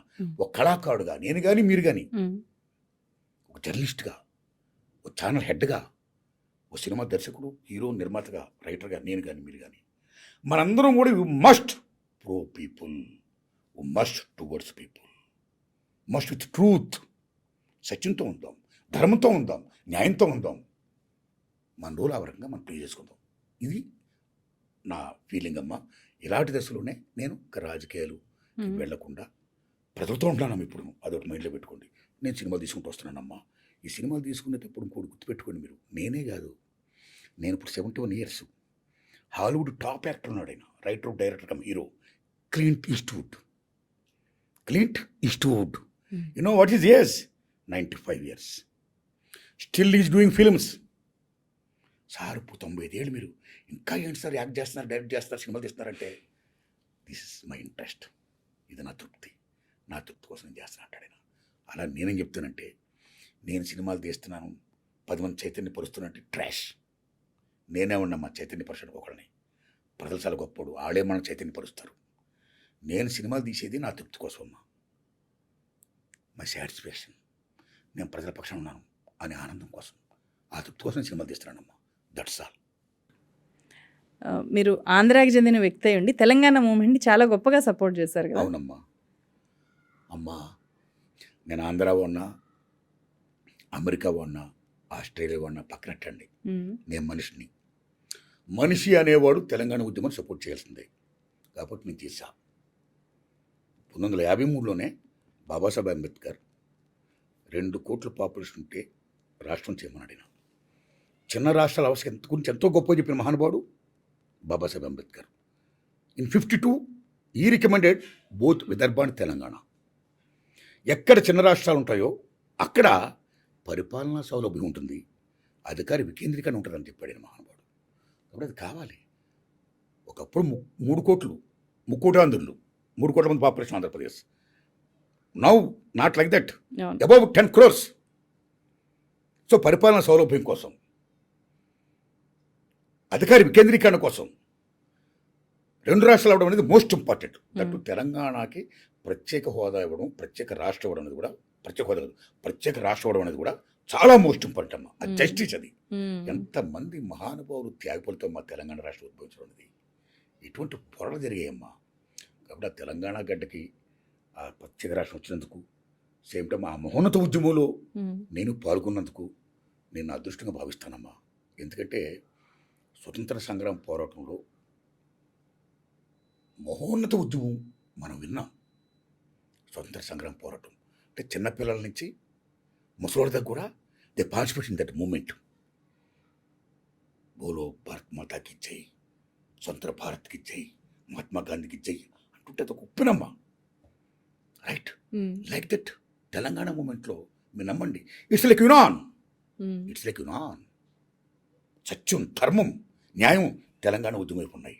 అందుకే తెలంగాణ ఉద్యమంలో ఇంత బాలుడి నుంచి పొన్ను ముసలి వరకు కూడా జై తెలంగాణ అని నినదించారు, సాధించారు. Salute Telangana moment. మీరు తీసిన మూవీస్ అన్నీ విప్లవాలు, విప్లవకారులు, ఉద్యమాల మీద తీశారు. ఇలాంటి పీరియడ్లో మీకు ఆపరేషన్ కగార్ అనేది చాలా మనసుకి చాలా ఆవేదన కలిగిస్తుంది. మామూలు కాదమ్మా. ఎట్లా అనిపిస్తుంది అంటే టైం పీరియడ్ పెట్టి 2026 మార్చ్ ఎండ్ కల్లా మొత్తం మావోయిస్టులను లేకుండా చేస్తాము అని చెప్పి టార్గెట్ పెట్టుకొని పనిచేస్తున్నారు కదా, ఏమనిపించింది అట్లాంటివి చూసి? ఒకటమ్మా నా పాయింట్ ఏంటంటే, ఇప్పుడు నేను మామూలుగా భారతదేశం సగటు పౌరుణ్ణి. ఉద్యమం చేసేవాడన్నా, ప్రజల కోసం ఎవరైతే ప్రాణాలు అర్పిస్తారో వాడన్నా, ప్రజల కోసం జీవితం అంకితం చేసేవాడన్నా, ఏ స్వార్థం లేకుండా నాకు చాలా రెస్పెక్ట్ అమ్మా. అయితే నేను ఒక విజ్ఞప్తి చేస్తున్నా. మన కేంద్ర ప్రభుత్వం వారు ఆపరేషన్ కగారు పెట్టింది. You know the meaning of Kagar? Kagar అంటే అంచు, అంచు, చివరి అంచు, చివరి అంచు. రైట్. మొదటి నుంచి చివరి అంచు వరకు కూడా మిమ్మల్ని లేపేస్తాం, చెరిపేస్తాం. ఇంకా ఆపరేషన్ కగార్తో మొత్తం పూర్తి చేస్తాం అని హెచ్చరిక చేయడమే కాదు, ఆపరేషన్ కగారని పెట్టడంలో కూడా ఆ అర్థం ఉంది. అది కరెక్ట్ కాదని నేను చెప్తున్నా. ఎందుకంటే ఈ నక్సల్బరీ ఉద్యమం అనేదమ్మా, ఫస్ట్ మీకు చారు మజుందార్ గారు నక్సల్బరీ, వెస్ట్ బెంగాల్ నక్సల్బరీ ఊళ్ళో అక్కడ కార్మిక హక్కుల కోసం స్టార్ట్ అయింది. ఫ్రమ్ వెస్ట్ బెంగాల్, ఫ్రమ్ నక్సల్బరీ 69లో శ్రీకాకుళం వచ్చిందమ్మా. శ్రీకాకుళం ఆదివాసీల హక్కుల కోసం వెంకటాపు సత్యం గారు, ఆదిభట్ల కైలాసం గారు, పంచాది కృష్ణమూర్తి గారు, నిర్మల్ గారు, తేజేశ్వరరావు గారు, ఒక్కరా ఇద్దరు అప్పలసూడు గారు, ఎందరో ఎందరో మహానుభావులు చాలామంది ఫైట్ చేశారమ్మా. ఆ ఉద్యమం మామూలు ఉద్యమం కాదు. అప్పుడు జలం వెంకటరావు గారు హోమ్ మినిస్టర్. ఆయనకి ఐరన్ మ్యాన్ కూడా పేరు. ఆ ఉద్యమాన్ని అణచేస్తాను అన్నంతగా ఆయన అణచేసేట్టుగా ఆయన రోల్ ప్లే చేశాడు. ఆయన ఆ ఉద్యమంలో వెంకటాపు సత్యం గారు, ఆదిభట్ల కైలాసం గారు ఇలాంటి మహనీయులు మరణించారు ఎన్కౌంటర్లో. You know the greatness of Venkatapu Satyam, Adibhatla Kailasam. Indira Gandhi గారు ఏమన్నారంటే, I want to see their faces అని అడిగింది Indira Gandhi. Such a great leaders వాళ్ళు. లక్షలాది మంది ప్రజలు వాళ్ళకి అంతిమంగా వీడుకోలు పలికారు, జోహార్లు చెప్పారు, వందనాలు చెప్పారు. ఎందుకని? ప్రజల కోసం పనిచేశారు కాబట్టి, ఆదివాసీల కోసం పనిచేశారు కాబట్టి. War the Adivasis, they are the real Buddhist. కోరికలే దుఃఖాలకు మూల కారణం అంటాడు బుద్ధుడు. ఆదివాసీలకి ఏ కోరిక లేవు, తినడం, ఉండడం, పండడం, ఆ మూడే. వాళ్ళ పక్కనే నేల మీద అమోఘమైన సహసంపదలు ఉన్నాయమ్మా. సహసంపదలు, vast land, water facilities, what not everything. వాళ్ళ నేల కింద, భూగర్భంలో అనేకమైనటువంటి ముత్యాలు, రాసులు, బంగారపు గనులు, మ్యాగ్నెస్, బ్యాక్ సెట్, వాట్ టీచర్ ఎవ్రీథింగ్ ఉన్నాయమ్మా. అంటే లక్షలాది కోట్ల ఆస్తి వాళ్ళ కళ్ళ మీద, కళ్ళ ముందు, కాళ్ళపైన, కాళ్ళ కింద ఉన్నా సరే వాళ్ళు పట్టించుకోలేదు ఎప్పుడు. రియల్ బుద్ధిస్టులు. అలాంటి ఆదివాసీల జాగాలో ఇవాళ హిందీ నేమ్ ఆఫ్ డెవలప్మెంట్ వెళ్ళి మీరు ప్రైవేట్ కంపెనీ అదానీలకి, అంబానీలకి, జిందాల్కి మీరు అప్పచెప్పుతుంటే, వాళ్ళు లూట్ చేస్తుంటే ప్రజల కోసం పనిచేసే వాళ్ళు ఊరుకుంటారా? ఎక్కడ రాపిడి, ఎక్కడ దోపిడి, ఎక్కడ పీడన జరుగుతుందో అక్కడ ఉద్యమం ఉంటుంది. ఆ ఉద్యమాన్ని ఎవడు అణసలేడు. మీరు అనసాల్సింది ఆపరేషన్ కగాల పేరు చెప్పి నక్సలైట్ ఉద్యమాన్ని కాదు. మీరు అనసాల్సింది రాపిడిని, పీడన్ని, దోపిడిని అనచండి. మీరు కాన్స్టిట్యూషన్ ఇంప్లిమెంట్ చేయండి. మీరు నమ్మండి. తర్వాత శ్రీకాకుళం ఉద్యమం అయిపోయిన తర్వాత నక్సలైట్ విముక్త భారతదేశం చేస్తామని చెప్పారు. చేశారా? చేయగలిగారా? ఆ తర్వాత మీకు గ్రీన్ హంట్లు వచ్చాయి, గ్రేహౌండ్స్ వచ్చాయి, రైట్? ఆ తర్వాత అనేక ముక్త భారత్, నక్సలైట్ ముక్త భారత్ అన్నారు, చేయలేపారు. Still that moment is going on. ఆ తర్వాత ఇప్పుడేమో ఆపరేషన్ కాగాలి వచ్చింది. ఇలాగ ఎన్ని వస్తున్నా చేస్తున్నా మీరు వీళ్ళని చంపుకుంటూ వెళ్ళడం కరెక్ట్ కాదు. వాళ్ళు ఎందుకు ఫైట్ చేస్తున్నారు? వాట్ ఇస్ ది మూలం ఏంటి? ఈ కాన్స్టిట్యూషన్ ఇంప్లిమెంట్ చేయమంటున్నారు. వాళ్ళు ఆదివాసీల హక్కుల్ని కాపాడమంటున్నారు. వాళ్ళు చెందాల్సినటువంటి 5th schedule and 170 act and tenant act, చోటా నాగ్పూర్ టెనెంట్ యాక్ట్, ఇవన్నీ ఏవైతే ఉన్నాయో ఆ యాక్ట్లు మీరు ఇంప్లిమెంట్ చేయండి. ఆదివాసీలు కాపాడండి. అక్కడ ఏ ఉద్యమాలు ఉండి వాళ్ళు హ్యాపీగా ఉంటే, ఉద్యమకాలు ఇదే పనా? వాళ్ళు హ్యాపీగా ఉండాలి, అందరినీ హ్యాపీగా ఉంచాలి. అదే ఎవరన్నా కోరుకునేది. అందుకని ఆపరేషన్ కగారు పేరు చెప్పి మీరు ఈ విధంగా చేసేస్తామన్ను, దానికి మొత్తం రూట్అవుట్ చేస్తామనేది కరెక్ట్ కాదు. మీరు రూట్అవుట్ చేయాల్సింది రాపిడిని, దోపిడిని, పీడిని. మీరు కాపాడాల్సింది కాన్స్టిట్యూషన్ రైట్స్ని, ఆదివాసీల హక్కుల్ని అని నేను విజ్ఞప్తి చేస్తూ ఇప్పటికైనా కేంద్ర ప్రభుత్వం ఆ దశలో పయనించాలని నేను కోరుకుంటున్నాను. అన్నిటినీ మించి అంటే ఏంటమ్మా, సంబాల్ కేశవరావు గారు, ఆయన దళపతి, ఆయన మీరు చంపేశారు. ఇంకా చాలామంది చంపేశారు మీరు. కేశవరావు గారు మిసెస్ గారు, వారి సంబంధికులు చాలామంది, అలాగే అందులో చనిపోయిన చాలామంది మృతవీరులు, వాళ్ళ కుటుంబీకులు వెళ్ళి జోలు పట్టుకొని ఇలా ఇలా ఇలా చెంగు సాచి, మా బిడ్డల భౌతికాయలను అప్పచెప్పండి, మా బిడ్డల భౌతికాయలను అప్పగించండి, మేము దహన సంస్కారాలు చేస్తామనంటే మీరు ఇవ్వకుండా అక్కడే దహన సంస్కారాలు చేసేవాడు, అక్కడే కాల్చేయడం అనేది అది ఏం ధర్మం చెప్పండి? మీరు హిందూ మతం అంటున్నారు, మేము హిందువులు. హిందూ మతంలో పుట్టుక ఎంత ఇంపార్టెంట్, చావు కూడా అంత ఇంపార్టెంట్. కర్మకాండ అనేది అంత ముఖ్యం, అంత ఇంపార్టెంట్. అలాంటి కర్మకాండకి మీరు అనుమతివ్వకుండా మీరే కాల్చిపడేస్తే, మీరే కాల్చేస్తే, మీరే తగలబెడేస్తే ఇంకెందుకు మీరు హిందూ మతం గురించి మాడతారు? నేను ఒకటే విజ్ఞప్తి చేస్తున్నా నరేంద్ర మోడీ గారిని, అమిత్ షా గారిని. మాట్లాడితే మీరు రామా రామ అంటున్నారు, రాముడు అంటున్నారు, రామరాజ్యం అంటున్నారు. రాముడు మీకు కాదు, మాకు దేవుడే, మేము హిందూస్మే. కానీ ఒక మాట సార్ నరేంద్ర మోడీ గారు, రామరావణ యుద్ధం జరుగుతున్నప్పుడు రావణాసుడు అలసిపోతే రాముడు ఏముంటాడు తెలుసా? రావణాసురా, నువ్వు అలసిపోయావు, వెళ్ళు విశ్రాంతి తీసుకో, రేపురా యుద్ధం చేద్దాం అంటాడు ఆయన. That is the battle, that is the war నీతి. ఆ నీతిని మీరు ఎక్కడ పాటించారండి? ఓ పక్కన మీరు విమానాల్లో బీభత్సంగా మొత్తం హెలికాప్టర్లో, మీకేమీ హెలికాప్టర్ నుంచి ఆహారం వస్తుందని వస్తున్నా వాళ్ళకి ఏం లేవు, మొత్తం వాళ్ళు దిగ్బంధం చేసేశారు. వాళ్ళు కనీసం మేము లొంగిపోతాం, మేము చర్చలకు వస్తాం, మీరు చర్చలు జరపండి, సారీ లొంగిపోతాం కాదు, చర్చలు జరపండి, చర్చలో మేము పాల్గొంటాం అని వాళ్ళు విజ్ఞప్తి చేస్తే, వాళ్ళ విజ్ఞప్తి మీరు ఏం మన్నించారు? ఏం మన్నించారు?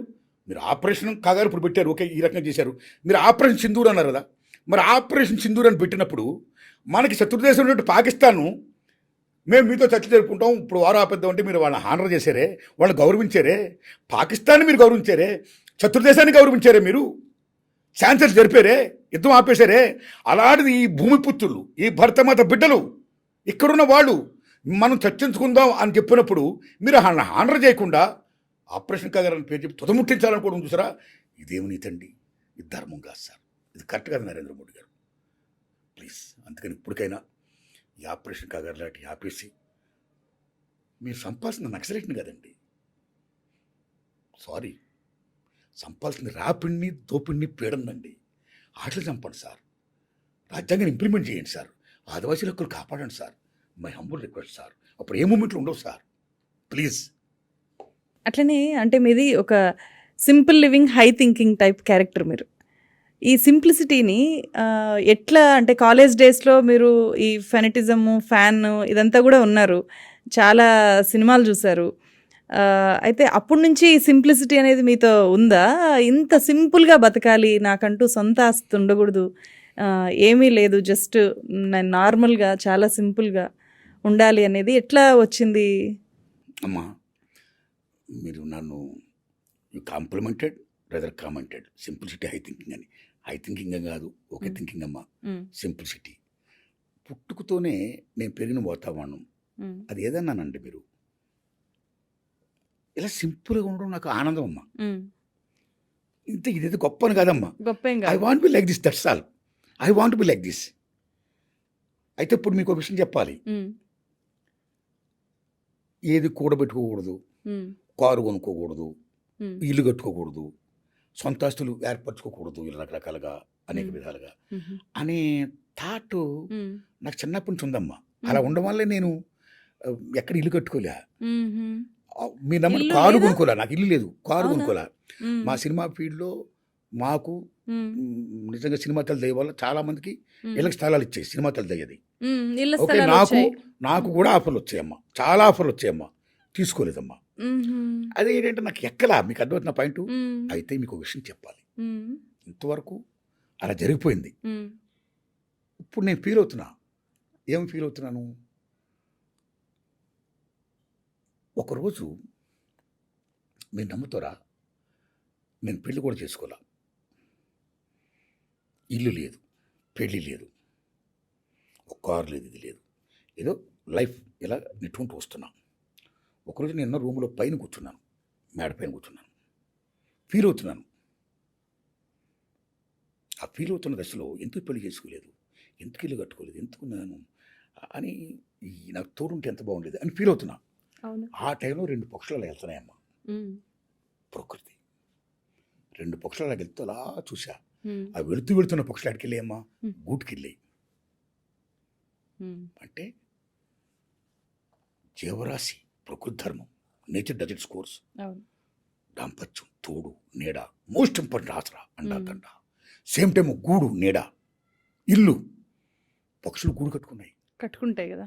ఎస్, దంపతులుగా ఉన్నాయి. హ్మ్. జంతువులు గుహల్లో ఉంటాయి, ఉంటాయి. అది నీడే కదా, గూడే కదా, హ్మ్. కాపురం చేస్తాయి. చీమలు గూడా. చీమని ప్రతి జీవరాశి కూడా ప్రకృతి పరంగా. అవును. నేను మనిషినై ఉండి ఎందుకు నేను పెళ్లి చేసుకోలేదు, హ్మ్. ఎందుకు నేను ఇల్లు కట్టుకోలేదు, వాట్ ఇస్ దిస్ హ్మ్. అని చాలా పశ్చాత్తాపడ్డానమ్మా. అప్పటి నుంచి బాధపడుతున్నారు. చాలా చాలా బాధపడ్డాను. అందుకని నేను ఎప్పుడు ఎవరిని ఏం కోరినా సరే, హ్మ్. ఓ మై డియర్ ఫ్రెండ్స్, ఓ ప్రేక్ష దేవుళ్ళరా, ఓ విద్యార్థులరా, ఓ యువకులరా అని అందరికి కూడా ఎప్పుడు పెళ్లి వయసు వస్తే అప్పుడు పెళ్లి చేసుకుని హ్యాపీగా ఉండండి. అలాగే కుటుంబ నియంత్రణ వద్దు, పిల్లలు కన్నా బ్రహ్మాండంగా ఉండండి, ఇల్లు కట్టుకోండి, బ్రహ్మాండంగా ఉండండి, హ్మ్. అన్నీ ఏర్పరచుకోండి, అనువనరులు కూడా ఏర్పరచుకోండి. ఇవాళ ప్రపంచం ఈ గ్లోబలైజేషన్ మెకనైజేషన్లో బ్రహ్మాండం డెవలప్ అవుతుంది. ఈ డెవలప్ అవుతున్న దశలో అందరూ ఎంజాయ్ చేయాలి, అందరూ ఇల్లు కట్టుకోవాలి, అందరూ కార్లు కొనుక్కోవాలి, అందరూ సూటు బూటు మొత్తం హ్యాపీగా ఉండాలి. నేనేదో సింపుల్గా ఉంటున్నాను, నేను కారు కొనుక్కోలేదు, ఆటో ఎక్కుతాను, నేను ఇల్లు కట్టుకోలేదు, ఇది ట్రాష్, హ్మ్. ఇది మార్గదర్శకాలు కాదు. నాకులాగా ఎవరు ఉండొద్దు. హ్మ్. నేను ఎలా ఉన్నాను ఇప్పుడు ఫీల్ అవుతున్నాను, ఎందుకు ఇలాగా ఇల్లు కట్టుకోలేదు, ఎందుకు కారు కొనుక్కోలేదు, ఎందుకు నేను పెళ్లి చేసుకోలేదు, ఇప్పుడు నేను ఫీల్ అవుతున్నాను. నా ఫీలింగ్స్ మీరు ఎవరికి రావద్దు. కానీ మీరందరూ కూడా తగిన టైంలో పెళ్లి చేసుకొని హ్యాపీగా ఉండండి, సంపాదించండి, ఒకరిని దూసుకోకుండా ఇల్లు కట్టుకోండి, బ్రహ్మాండ కారు కట్టుకోండి. What the facilities are there, you enjoy it. ఒకళ్ళని హారం చేయకుండా బ్రహ్మాండంగా ఎంజాయ్ చేయండి జీవితాన్ని అనుకుని నేను మనస్ఫూర్తి కోరుకుండా చెప్తున్నా. ఓకే. దీనికి ఒక విషయం చెప్తానమ్మా. హ్మ్. మీరు ఏదన్నా ఊళ్ళలోకి వెళ్ళండి, ఊరు సెంటర్లో మీకు మహాత్మా గాంధీ విగ్రహం ఉంటుంది. ఇండిపెండెన్స్ గాంధీ గారి రూల్ ఎంత ఉందో, హ్మ్. ఆఫ్టర్ ఇండిపెండెన్స్ కానీ బిఫోర్ ఇండిపెండెన్స్ కానీ బాబాసాహెబ్ అంబేద్కర్ రూల్ ఎంత ఉందమ్మా. హ్మ్. వాళ్ళిద్దరి గురించి మనం అందరి గురించి చెప్పుకోవాలి, ఇద్దరి గురించి ఇంకా చెప్పుకోవాలమ్మా. హ్మ్. ఈ దశలో ఈ ఇద్దరి గురించి ఇప్పుడు చెప్తున్నాను మీకు నేను. ఏదన్నా ఊరు వెళ్తే ఊరు మధ్యలో గాంధీ గారి విగ్రహం అలా ఉంటుంది. హ్మ్. అంటే ఆయన చెప్పడం ఏంటి, హ్మ్. ఇంకా దేశంలో నాకలా చాలామంది అన్ని బట్టలు లేకుండా చెస్ట్ పంచి కట్టుకుని ఉంటున్నారయ్యా, హ్మ్. మీ ఉన్న వాళ్ళందరూ కాస్త మీకు ఉన్న ఎక్సెస్ మనీని వాళ్ళకి దానం చేయండి, ఇవ్వండి అని చెప్తుంటాడు ఆయన. హ్మ్. అన్నట్టుగా ఉంటుంది. నేను నా ఫీలింగ్ చెప్తున్నా, మీకు కొంతమంది అనిపిస్తది ప్రముఖులు అట్లా. ఫీల్ అయింది, నేను చెప్తున్నాను హ్మ్. నేను. హ్మ్. ఆ దశలో ఎందుకంటే గాంధీ గారు మ్యాక్సిమం ఆయన డొనేషన్ అడుగుతుండే కూడా ఆయన. ఆయన పిల్లలు వాళ్ళు చాలా మంది డొనేషన్ ఇస్తుంటారు. అలాగే ఆయన ఎక్కడికైనా వెళ్ళి ఉద్యమం తిరుగుతున్నప్పుడు రైలు దిగినప్పుడు ఆయన వస్తుంటే లక్షలాది మంది జనం ఫాలో కదా, సంతకాలు పెట్టమన్నా వాళ్ళతో షేక్ హ్యాండ్ ఇవ్వాలన్నా మీరు సొంత సంగ్రామం పోవడానికి ₹1 డొనేషన్ ఇవ్వండి, లేదా డబ్బు డొనేషన్ ఇవ్వండి, మీ సంతకం పెడతాను మీకు ఇచ్చేస్తాను, అలాగే దండి కూడానా దేశం కోసం. Salute. That is Mahatma Gandhi. ఆ పంచకట్టు, ఆ విగ్రహం రైట్ ఊరి మధ్యలో. అదే ఊరు చివరి దళిత వాళ్ళ దగ్గర అంబేద్కర్ విగ్రహం పెడతారు, అది తప్పది. అంబేద్కర్ విగ్రహం కూడా ఊరి మధ్యనే పెట్టాలి. అయినా అంబేద్కర్ విగ్రహం ఎక్కడున్నా సరే అంబేద్కర్ విగ్రహం మీకు ఎలా ఉంటుంది, బూటు హ్యాపీగా మొత్తం. అంటే అర్థం ఏంటి, ఓ నా ప్రియమైన భారతీయులారా, ఓ నా బడుగు బలహీన వర్గ ప్రజలారా, ఓ నా ఎస్సీ ఎస్టీ బీసీ మైనార్టీ సోదరులారా, మీరందరూ కూడా మేము రాజ్యాంగ పెద్దలు మీ అందరం కలిసి ఏ రాజ్యాంగం రాసామో హక్కులు మీరు పొందాలి, పొందడమే కాదు ఈ మూల సంపద మీ మూల వనరులు మీకు చెందడమే కాదు మీరందరూ కూడా నాకులాగా సూటు బూటు వేసుకొని బ్రహ్మాండంగా జీవించాలి.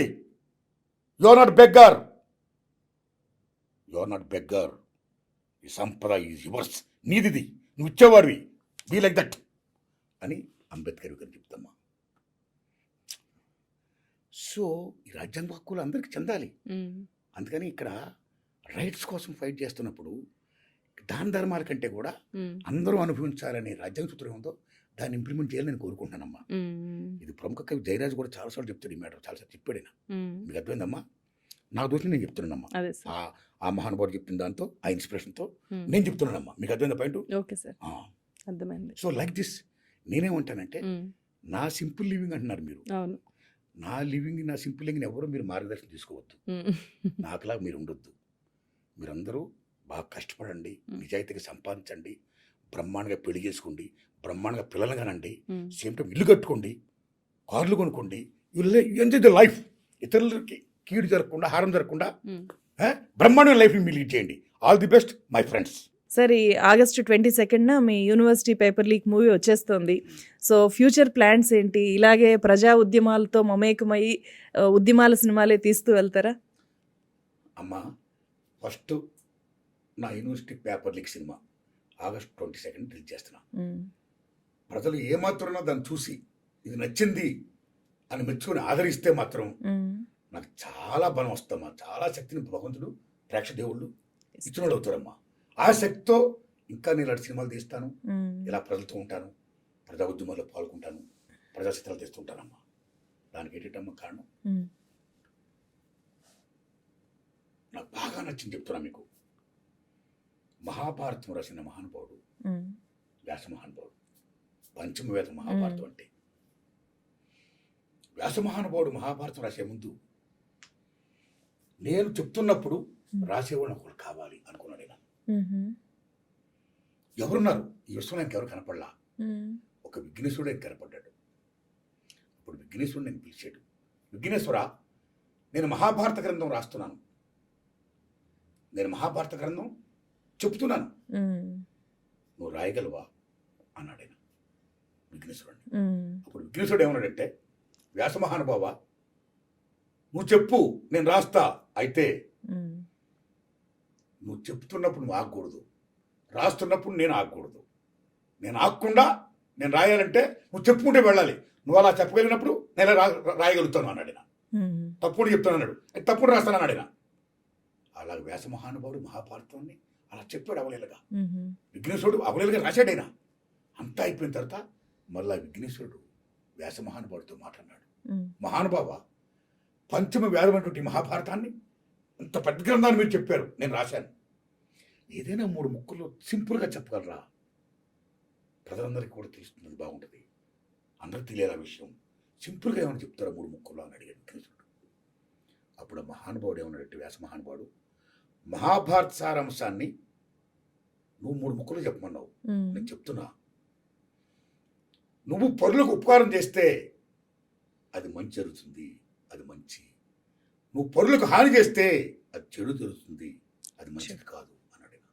కాబట్టి పరోపకార ధర్మం అనేది మంచిది, ఇతరుల జీవితాలతో ఆడుకోవద్దు, చేతనైతే మంచి చేయి, లేకపోతే నీ పన్ను చూసుకో అనే గొప్ప సూచనని ఆ మహానుభావుడు మహాభారత గ్రంథం ద్వారా మనకు చెప్పాడు.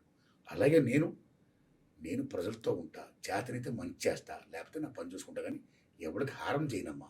ఇంతేనమ్మా నా జీవితం, ఇదే నా ఫ్యూచర్ ప్లాన్ అమ్మా. మనిషిగా బతకాలి, జియోవర్ జీనోతో be like the best human being. The best human being is the best communicated marks.